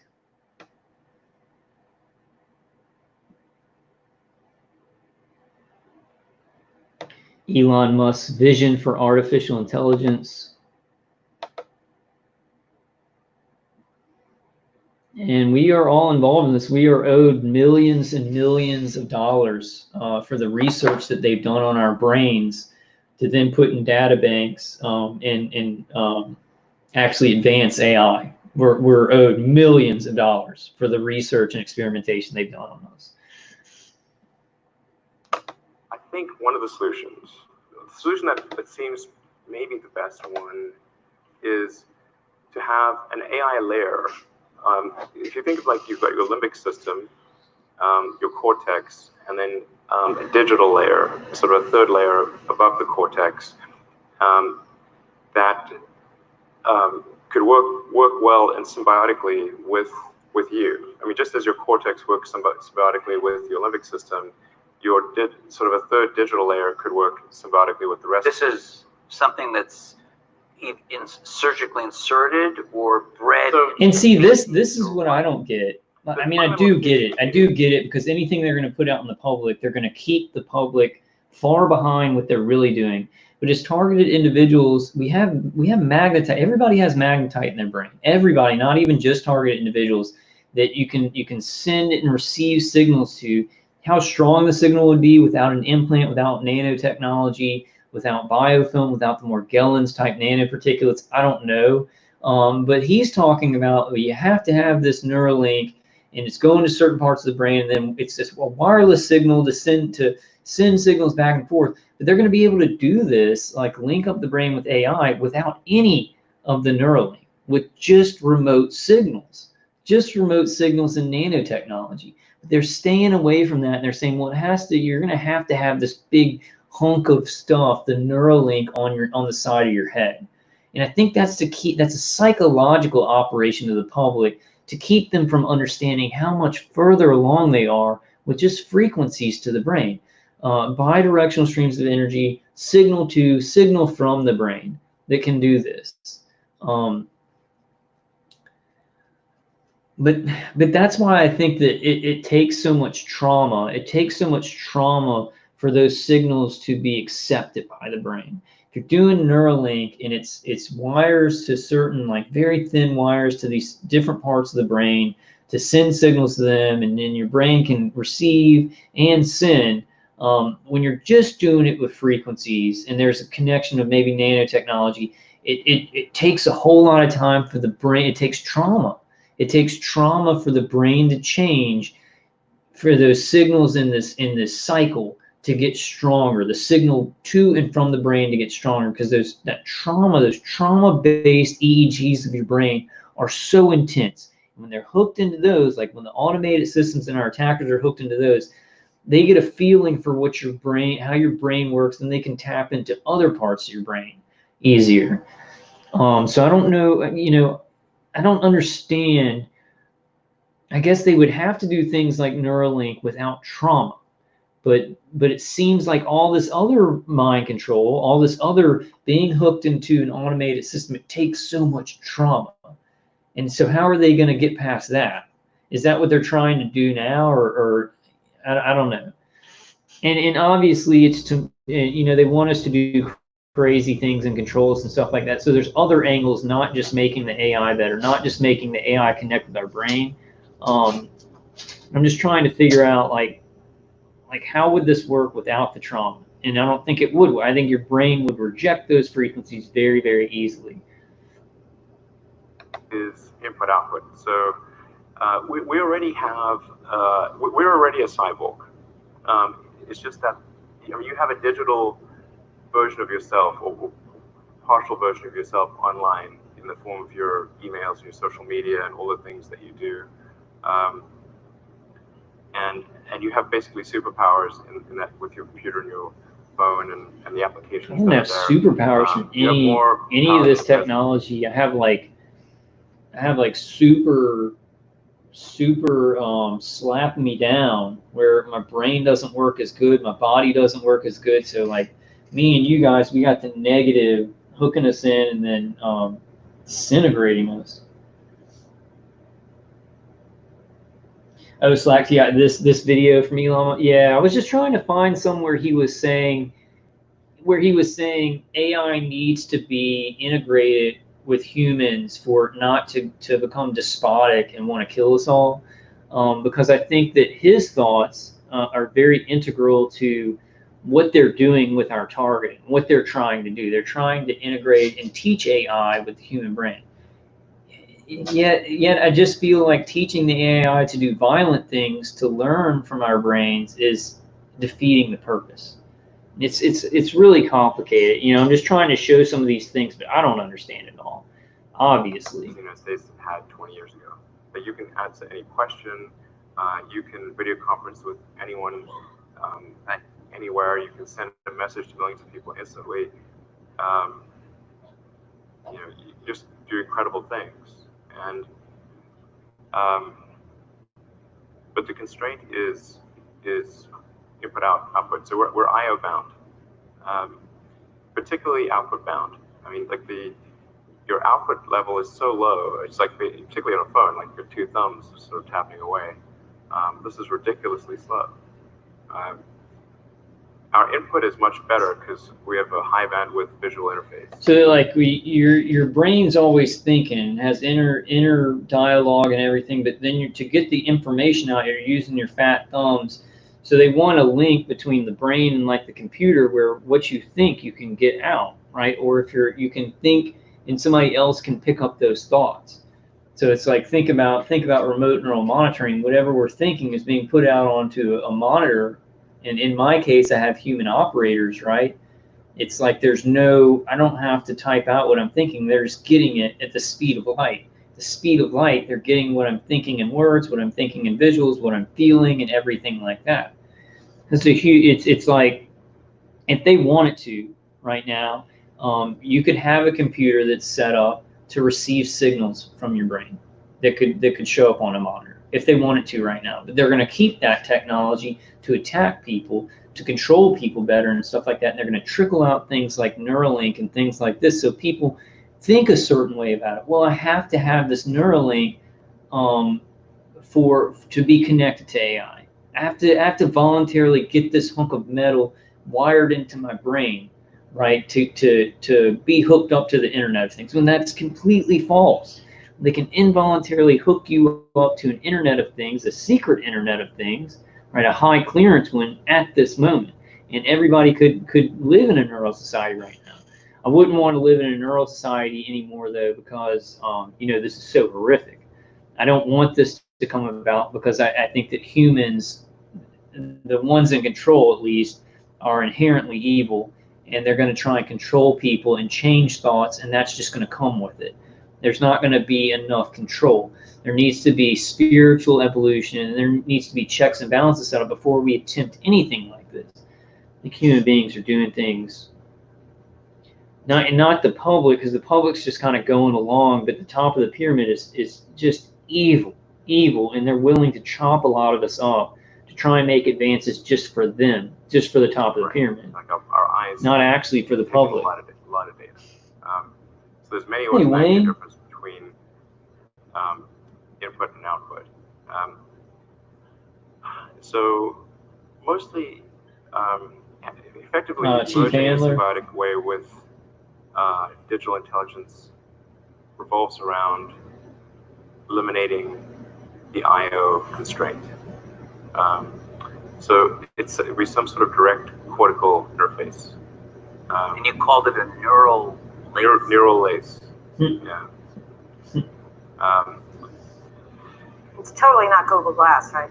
No, I'm talking about something which. You wear it? Or, no, I mean it would be. I mean, there are a few ways to approach this, but some sort of interface directly with your cortical neurons, particularly. But doesn't that imply surgical insertion? Not necessarily. You could go through the veins and arteries because that provides a complete roadway to all of your neurons. Your neurons are very heavy users of energy. So you hear what he said there? So you automatically with all of your neurons. Your neurons are very. So listen to this. I'm talking about something which. You wear it? Or? No, I mean it would be.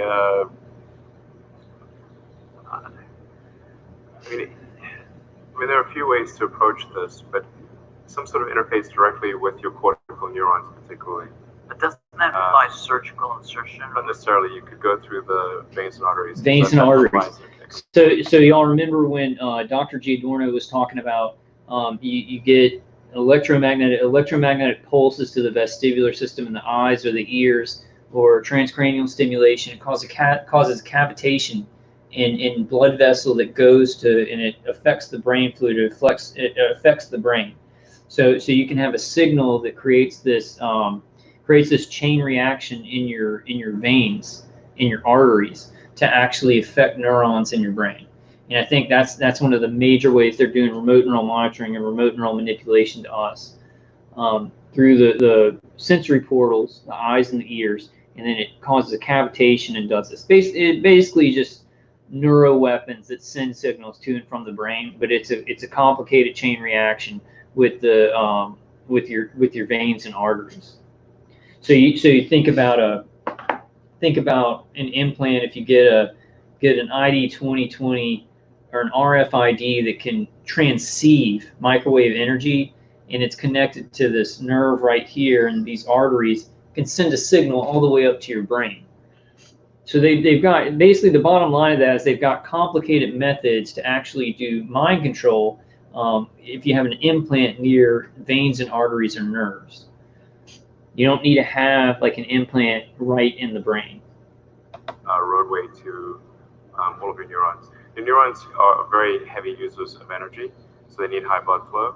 So you automatically, with your veins and arteries, have a road network to your neurons. Still some kind of surgery, right?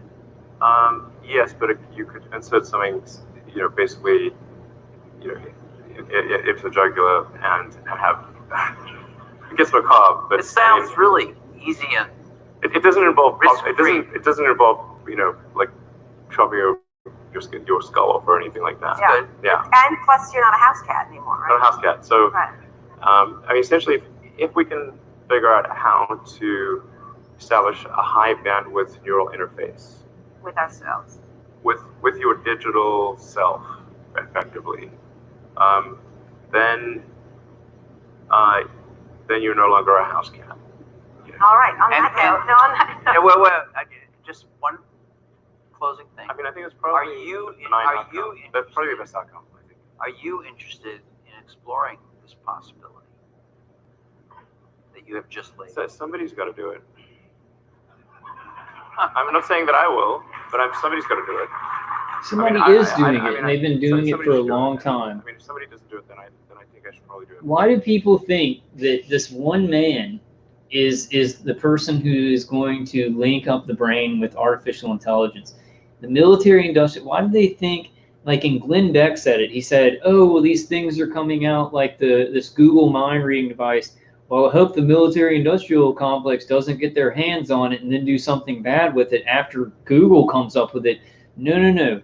all this stuff that's flowing out to Elon Musk and Google and all these corporations, medical institutions, universities is coming from the military industrial complex, and all the contractors, they're doing the brain research. They have been for many years, and they trickle it out to those they choose, like Elon Musk. He hasn't come up with anything. He is standing on the backs of very evil giants.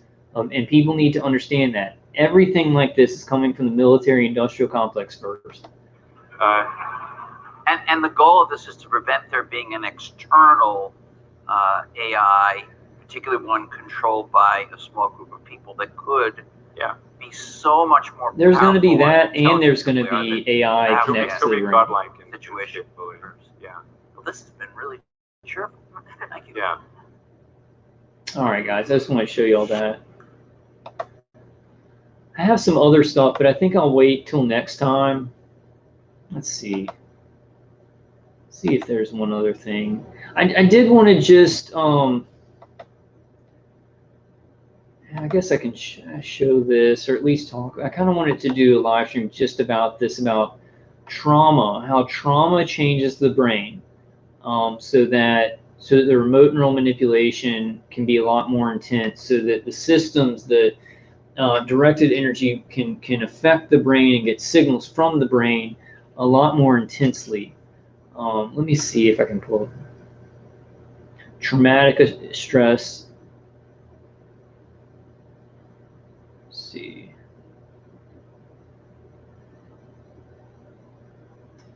The science behind. Oop.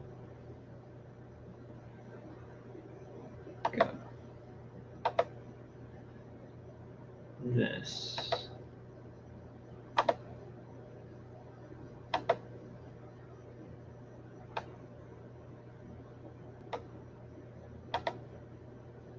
Okay, the science behind PTSD and how trauma affects the brain. Because that's like in my targeting, I was getting remote neural monitored, remote neural manipulated, but it wasn't as intense. They weren't able to do sophisticated stuff to my brain until years and years of trauma and torture. I guess it depends on the person how much trauma is needed to get stronger signals from the brain. But I think for a lot of us, a lot of years and years of trauma is needed for our brain to receive certain signals, certain areas. So the science behind PTSD symptoms, how trauma changes the brain. After any type of trauma, from combat to car accidents, natural disasters to domestic violence, sexual assault to child abuse, the brain and the body change. Every cell records memories, and every embedded trauma-related neuropathway has the opportunity to repeatedly reactivate. So they're very strong EEGs when you're traumatized, and they're very, very easy to read for remote neural monitoring from the automated system and the human operators. So sometimes the alterations these imprints create are transitory, the small glitch of disruptive dreams and moods that subside in a few weeks. In other situations, the changes evolve into readily apparent symptoms that impair function and present in ways that interfere with jobs, friendships, and relationships. One of the most difficult aspects for survivors in the aftermath of trauma is understanding the changes that occur, plus integrating what they mean, how they affect the life, and what can be done to ameliorate them. Launching the recovery process begins with normalizing post-trauma symptoms by investigating how trauma affects the brain and what symptoms these effects create. So the three-part brain, the triune brain model introduced by physician and neuroscientist Paul D. MacLean, explains the brain in three parts: the reptilian brain, the mammalian brain, and the neo-mammalian brain, the most highly evolved part of the brain. This area outer controls cognitive processing, decision-making, learning, memory, and inhibitory functions. During a traumatic experience, the reptilian brain takes control, shifting the body into reactive mode. Shutting down all non-essential body and mind processes, the brainstem orchestrates survival mode. During this time, the sympathetic nervous system increases stress hormones and prepares the body to fight, flee, or freeze. In a normal situation, when immediate threat ceases, the parasympathetic nervous system shifts the body into restorative mode. This process reduces stress hormones and allows the brain to shift back to the normal top-down structure of control. However, for those 20% of trauma survivors who go on to develop symptoms of post-traumatic stress disorder, an unmitigated experience of anxiety related to the past trauma, the shift from reactive to responsive mode never occurs. Instead, the reptilian brain, primed to threat and supported by dysregulated activity in significant brain structures, holds the survivor in a constant reactive state. Now, that would be important for targeting. They get us into a place where our reptilian brain is kind of in control, and those signals are much stronger to read and write to, right? And it kind of gets this concrete connection, which then they can build upon in the rest of the brain. The dysregulated post-trauma brain, overstimulated amygdala, underactive hippocampus, ineffective variability. The constant elevation of stress hormones interferes with the body's ability to regulate itself. The sympathetic nervous system remains highly activated, leading to fatigue of the body and many of its systems, most notably the adrenal. And then this shows how healing happens. I'll put this article in the description. While changes to the brain can seem on the surface disastrous and representative of permanent damage, the truth is that all of these alterations can be reversed. The amygdala can learn to relax. The hippocampus can resume proper memory consolidation. The nervous system can recommence its easy flow between reactive and restorative modes. The key to achieving a state of neutrality and then healing lies in helping to reprogram the body and the mind. While the two collaborate in a natural feedback loop, processes designed for each individually are vast. Hypnosis, neurolinguistic programming, and other brain-related modalities can teach the mind to reframe and release the grip of trauma. Or in the case of a targeted individual, hypnosis and neurolinguistic programming can reteach the brain into negative modalities. So trauma is like kind of fracturing the brain, the reptilian brain takes over, and then the brain wants to heal, and our attackers are there to do neurolinguistic programming and reconfigure the brain in a more negative model, right? So we've got to learn ways of self-hypnosis and positive neurolinguistic programming to undo that and let our brain heal in a positive way. Likewise, approaches include somatic experiencing, tension, and trauma releasing exercises and other body-centric techniques can help the body recalibrate to normalcy. Survivors are unique. Their healing will be individual. There is no one size fits all or personal guarantee for what will work, and the same program will not work for everyone. However, the majority of evidence suggests that when survivors commit to a process of exploring and testing treatment options, they can, over a period of time, reduce the effects of trauma and even eliminate symptoms of PTSD. Problem with us is that our PTSD is ongoing and cumulative, and it builds. But I just wanted to show that because there are extreme brain changes when you're traumatized, and I think our attackers, when our brain's trying to heal, they get in there with NLP, they get in there, with other things to make it heal in a negative way, right? To make it do things negatively when it heals. And I also think it changes those white matter tracks too. Hey, John.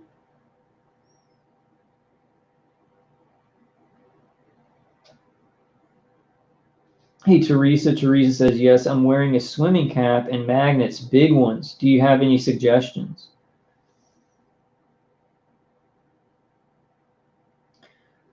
Right now I'm using the headgear, 5 layers of each of these, but I think we should use copper fabric, then the noise canceling hearing aids, the glasses, and grounding. I use magnets sometimes, but just don't overdo it, because your brain is an electromagnetic organ and you don't want to affect it in a negative way. So you might want to switch off with some grounding and some blocking of the head, and Dave Case's CD.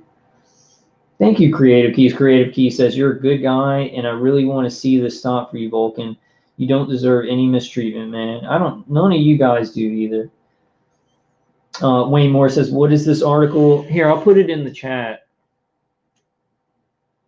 Let me see, where is it? Was it this one? The science behind, it's from Psych Central, and it's the science behind PTSD symptoms, how trauma changes the brain. I'll put them all in the description when the live stream gets on my channel. Yeah, Slack TI, continual PTSD. Tansy, that's continual PTSD, never able to fully process past trauma because new traumas keep happening. And I think that's what our brain's trying to do. Every night when we sleep, even consciously, we're trying to process past traumas, and then our attackers are interfering. And it's just this cycle. It's this cycle of constant trauma, and then they are trying to step in with neurolinguistic programming, remote neural manipulation, these other things to mold the brain, and to mold the behavior, and to mold the personality into what they want it to be, over years and years and years. Yeah, so those are still working for you, Stacy? Stacy says, noise canceling hearing aids. I took mine out last night and couldn't sleep, had to put them back in, and I felt better. Yeah, I wear mine all the time. I never take them out. And when I leave them out for too long, I get the high-pitched sound in my ears and headaches. And then if I have these off for too long on my head, I will get severe headaches and nausea. So I try and use all those things, in conjunction. And then I use Dave Case's CD every night when I sleep with the lead helmet on. And I've been wearing these every night, every day, haven't taken them off. And it seems like my visual cortex is kind of freeing up. It seems actually like muscles over here on the left side are calming down too. I can talk better and stuff like that. Arachno Nixon says, anyone ever try Mylar? I did. I still have some in a pile. I'm trying to get away from that stuff though. It works. It works. You can create your own Faraday kit. You can create your own Faraday bunker. Get a cheap, get a grow tent. What Drunken Ninja talks about, grow tents. Get yourself a grow tent. It already has some like Mylar, polyester, aluminum on the inside, and then just start piling up copper fabric, aluminum, Mylar. And I think I'm going to do this. And when I get enough money, I'm going to get a grow tent and then just start piling up stuff, and then I can just sleep in that thing. It'll block out some of the frequencies. They might be able to adapt and get through other things, but I'll be using Dave Case's CD, the headgear, these glasses, grounding, guys. If you're not grounding and you're targeted, use grounding.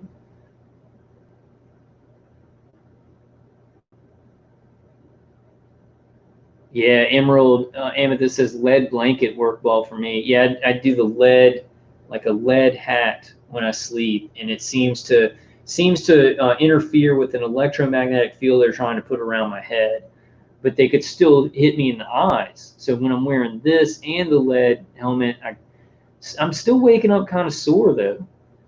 Still waking up sore, so they must be able to get some stuff through to the eyes, some stuff through, to the head, but it knocks it down a lot. It's like 20% of the intensity that it was at. Way more. Sling some weed on the side. Yeah, get your grow tent and grow some weed and then sleep in there too. So yeah. Gloria, are you talking to me? Could you show it to us when it's finished? Are you talking to somebody else? I don't know how long. I don't think I'll be doing that anytime soon, because I have no money. But if somebody else does it, make a video and I'll show that video. When I do, I don't know how long it'll be, but when I do it, I'll show you guys. You can look at some of my old videos where I took a tent, I took a pop-up tent, and I put Mylar on it and aluminum foil, and then even one time I put some copper netting, which I have some copper netting. You can see it in the corner right here, copper netting over me. So you can even get a tent. You can get a pop-up tent and then just make sure it's all get it rounded, and then make sure you're covering the whole thing with like Mylar on the bottom, then layers of aluminum, and I'd say get copper fabric. I'd say we need to get copper fabric. Tanya Bauer says, what tent? It was a tent from a long time ago. I think like a year and a half ago. I slept in a tent. It really worked. It worked well for the external hits. but I seem to still be getting a lot of remote neural manipulation. And then I tore it down. I started using grounding, Dave KCD, the headgear, and I want my place to look more normal, you know. So I ended up taking it down. Yeah, Reflectix. Lionel Lamb says, Stacy, I've made sleeping bags out of Reflectix. They shoot it till the aluminum is worn away. Takes them about 3 months till it really doesn't help. Yeah, the Reflectix is really good too. Yeah, you can get a pop-up tent, but I think a grow tent isn't that expensive, and it's pretty small. You know, it's pretty small, so you don't have to worry about it filling up too much space in your house. And then just, you know, Mylar, aluminum foil, copper. I'd do copper fabric, some kind of silicone-based stuff, and just put it all over it.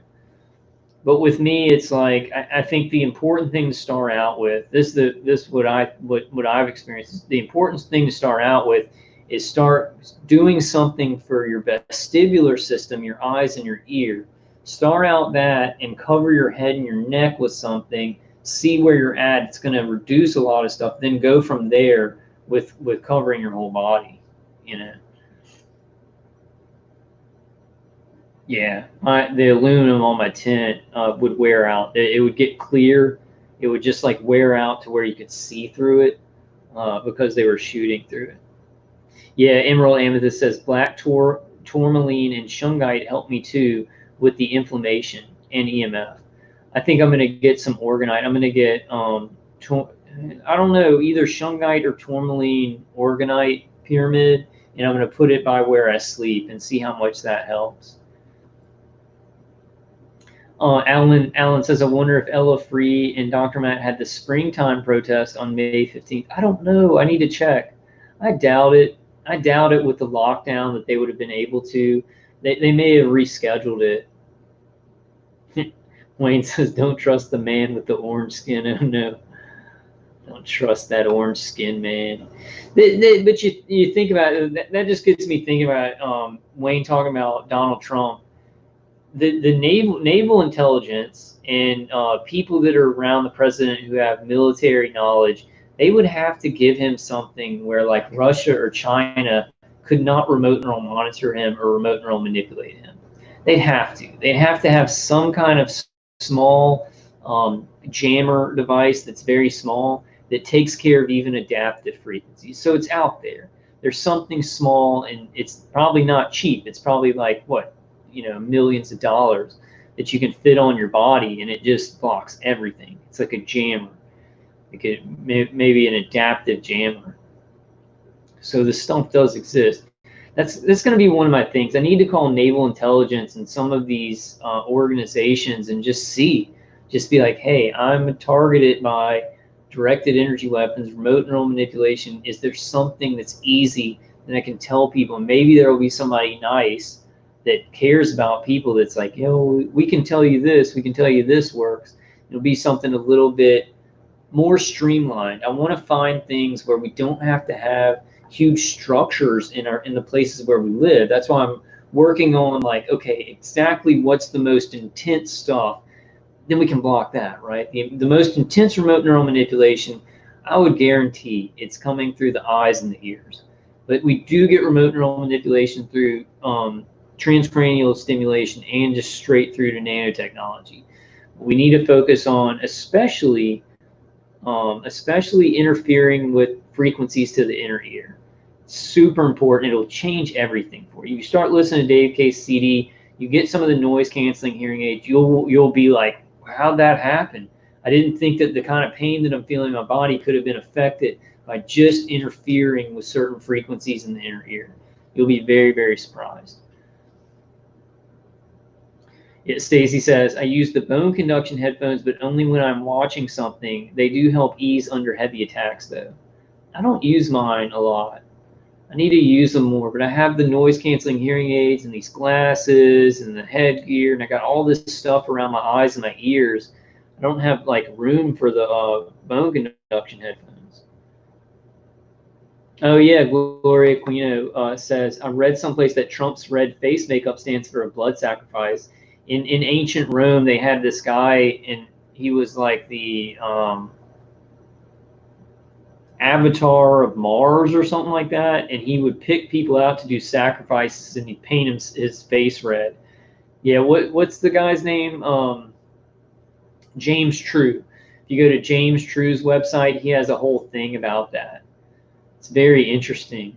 It's very interesting in how Trump used to have a much oranger face, and now you can't really tell. Kind of blends it in better.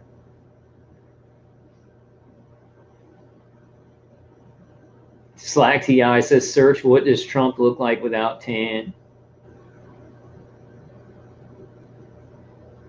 Yeah. Gloria Aquino says, Kyle, does your mind race when you lay down to go to sleep? Mine does, yeah.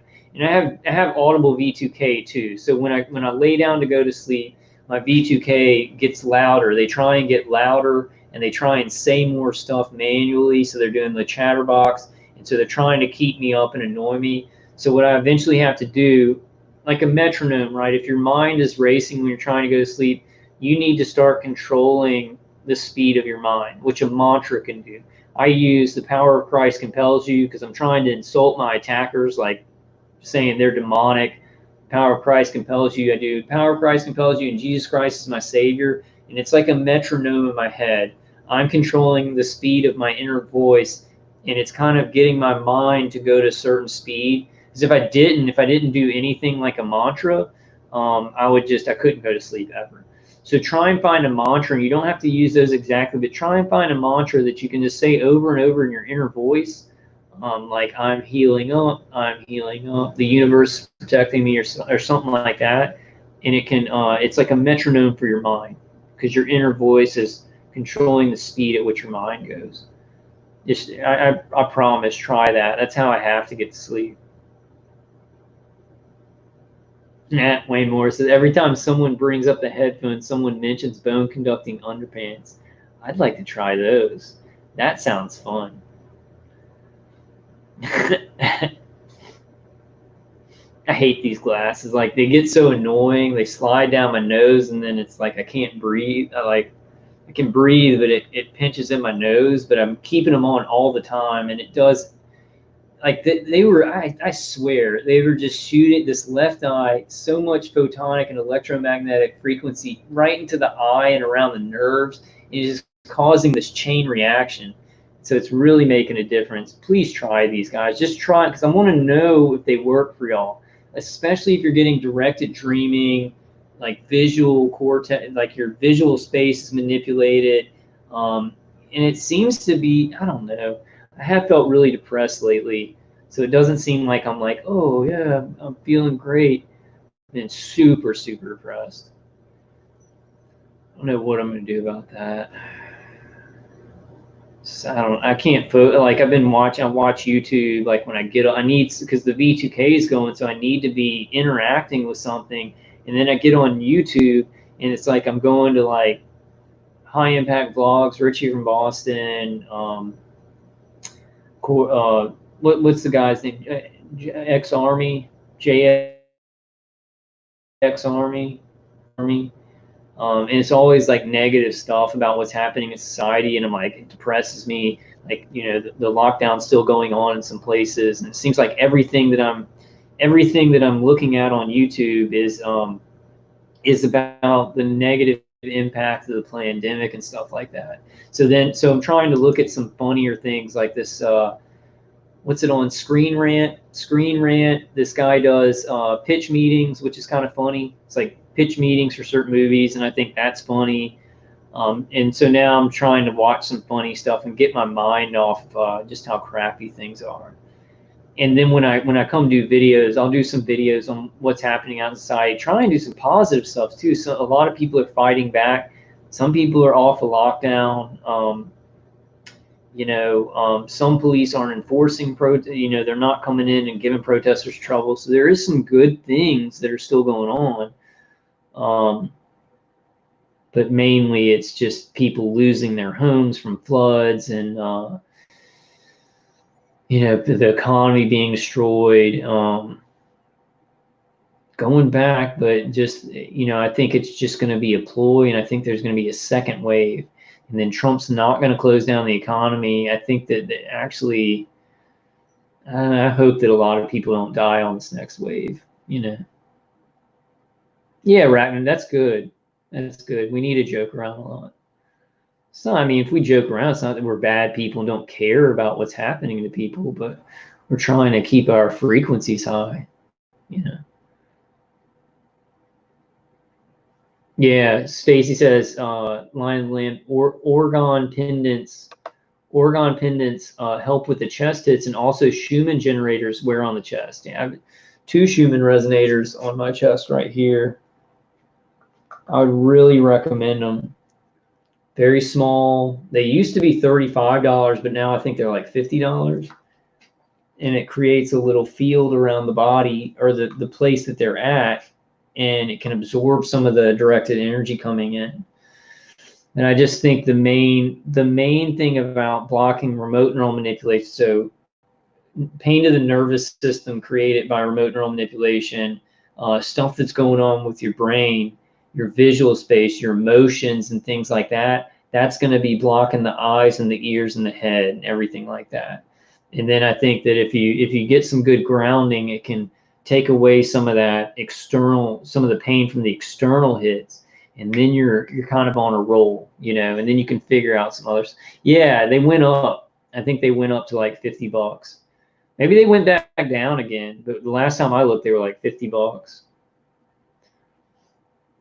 Emerald Amethyst says, I feel like they manipulate some people's voice to sound like dinosaur screeching. Yeah, they'll sometimes manipulate their voice to sound like demons on my V2K. But most of the time it's like a man and a woman, and it's not even their real voice. It's not their normal, natural, original voices. They're like manipulating their voices. They were the wife and the husband, the ex-military guy, and then when I moved here, they changed their voices. And at one point when I was in that house, there was 2 people, and it sounded like the lady that lived next to them, and then another man and woman came in, and they would converse and do things. And I actually think at that point in time, it was like maybe 4 years ago, 3 or 4 years ago, I think they switched off. Like there was a contracting team that was on me, so they had to make 2 more voices, and then they switched contractors. Because I think they wanted to do some more sophisticated stuff than the team that was there was going to be able to do. So they picked some people who had done it a couple of times before. I'm not sure. I mean, that's just my theory, you know. Alexis Bergeron says, yep, with active noise canceling for $45, I'm quite enthusiastic. Noise can't, I would say the thing that you can get that's not because Dave K. CD, I would use Dave K. CD, but some people find it annoying. The thing that you can get that does the most, that defends the best, and you can just put them on, is the noise canceling hearing aids. I think that targeted individuals should really give those a try. So it's a big deal. It's a big deal, and even Dr. Hoffer recommended them. You know, and if you go to James Giordano's video and what Dr. Hoffer says, there's this whole area of the inner ear that's really connected to the brain. And I think that's like one of the main places we're getting remote neural manipulation. Then depending on your protocol or depending where you're at, they'll start going through the eyes. They'll start going through the eyes. The eyes are actually part of the brain, visible part of the brain. Why? Alexis, you say, I'm from Canada, no Dave KCD for me. He can't ship it there? I think he can ship to Canada. See, go to that website, go to antitinnitusv2k.com and see if he can ship it to Canada. I get that, definitely get that, because that's like cutting off this feedback loop. With the remote neural manipulation, remote neural monitoring, they're like, it's this cumulative effect. It signals to the vestibular system, going to the brain and then back, and it's making everything worse. It's like this cycle where things are getting worse. Dave Case CD like stops that, it cuts it off. So they have to kind of restart every day. If you're listening to it at night, they have to kind of try and build up again. If you're not doing anything, your attackers are going to keep building it up, and it's going to keep getting stronger and stronger and stronger, and they'll have a more intense connection with your vestibular system and brain. Check it out again, Alexis. I think they ship to Canada. Line in the Lamp says, how do you sleep with hearing aids? I need it really quiet. I usually sleep, I take my hearing aids off and I put Dave Case's CD on. I can sleep with the hearing aids because I got V2K. The V2K is it's never quiet for me. Yeah. Hey, Cheryl, what's up? Cheryl says, hello, Kyle, what's up? I hope you're doing good, Cheryl. All right, guys, I think that's about it. I think that's about it tonight. We've been going for a while. Slack TI says, #1 defense for V2K, always have constant audio playing in headphones. Yeah, definitely. I think like that's a good idea if you don't have Dave Case CD or the noise canceling hearing aids. Dave Case CD and the noise canceling hearing aids have a scientific, like it's putting in a canceling frequency into the network of the inner ear that the attackers are using as a pathway to the brain. But music does that too. You know, music is putting signals there too. I just think it's less specific to the vestibular system, but it's good. It's good. You know, I need to listen to some more music. Slack TI says they're talking about for defense against V2K RNM too, though. Never quiet.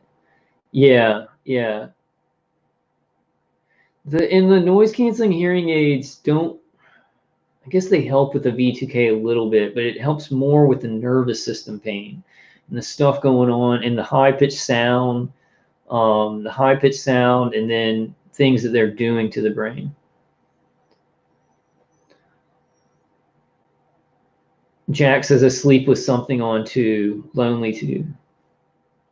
Yeah, I have to have something going, and I don't like going to sleep because it's just Dave Case's CD, and my attackers are using the noise of Dave Case's CD to do noise induction V2K. So it's not, they switch over. Like I have the microwave hearing from the V2K like right now, and then when I put Dave Case's CD on, just like they can do voices through water, like running water and stuff like that, they'll switch over this noise induction V2K through Dave Case CD. So that's louder, but it makes the microwave hearing when I don't have Dave Case CD on, the microwave hearing V2K, it makes it lower. If that makes any sense. It's really hard to explain. You know, the bottom line is like if somebody tells you that the defense works, you got to just try it for a while and kind of mix and match. One thing, mixing and matching stuff is what I found gives me the most relief. You use one thing, they're going to find a way around it. They're going to use some other protocol or go through some other way. So you got to mix and match a bunch of stuff. Yeah, Stacey I said it blocks the high pitched sounds too. Yeah, if I take these off, like I'll get that high pitched tinnitus like sound in my ears. It definitely does. Slack TI says Dave Case CD just pumps induced V2K for me personally. You may not have used it long enough though. You got to use it just continually for like a week or 2 weeks. A lot of people say it doesn't, but I'm just, you know, if they're using your inner ear for remote neural manipulation, it should work. Like it should be pretty surefire. But a lot of people say, you know, it just doesn't work for them, and you know, just try other stuff. I just don't like for remote neural manipulation. It should work. Wayne Moore says, "Does Dave do live performances?" He may have made something new. I got to check with him. He may have made something that's quieter, maybe less annoying than this one. Maybe. Wait, what's $3,500? Oh, the Tesla pendant. I don't believe. None of those can be worth $3,500. There's stuff you can get for way cheaper. For way cheaper.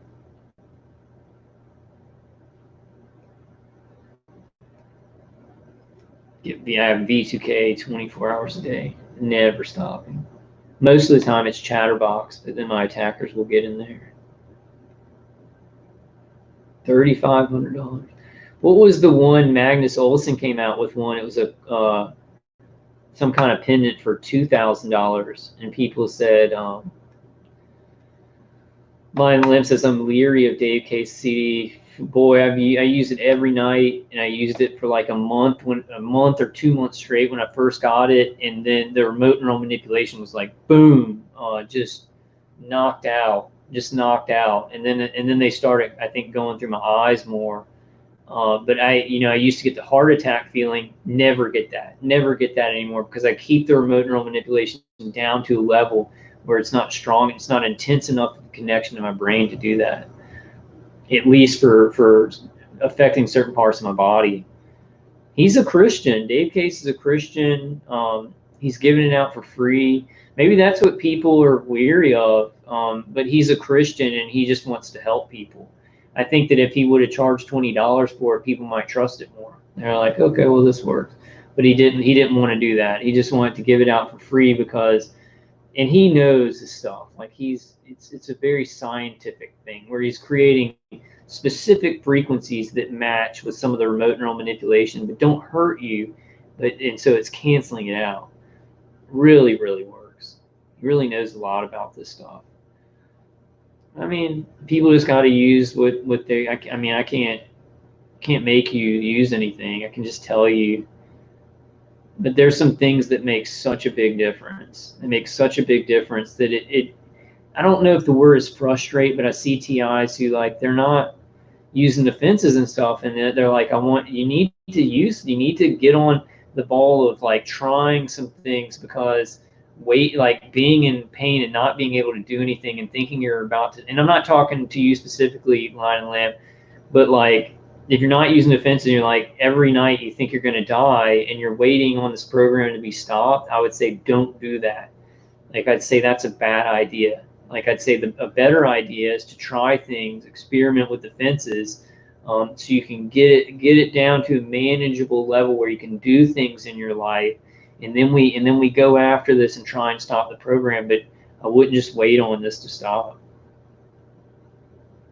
Personally, I hope that we can. I hope that UN investigation is a lot more important and impacting than I think it's going to be.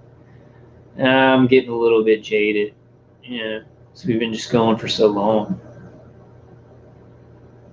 $3,500. See, and I think that some people would look at something that's $3,500 and they'd have a lot more faith in it. They'd be like, oh, it has value. It's $3,500. This will stop my targeting.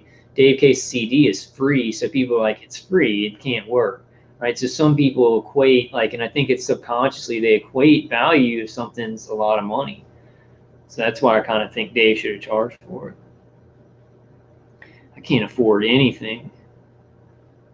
So I need to try something. I'm going to try something that's kind of sleek and that I can block everything when I sleep, and just add it to this, and I can maybe have more energy for activism.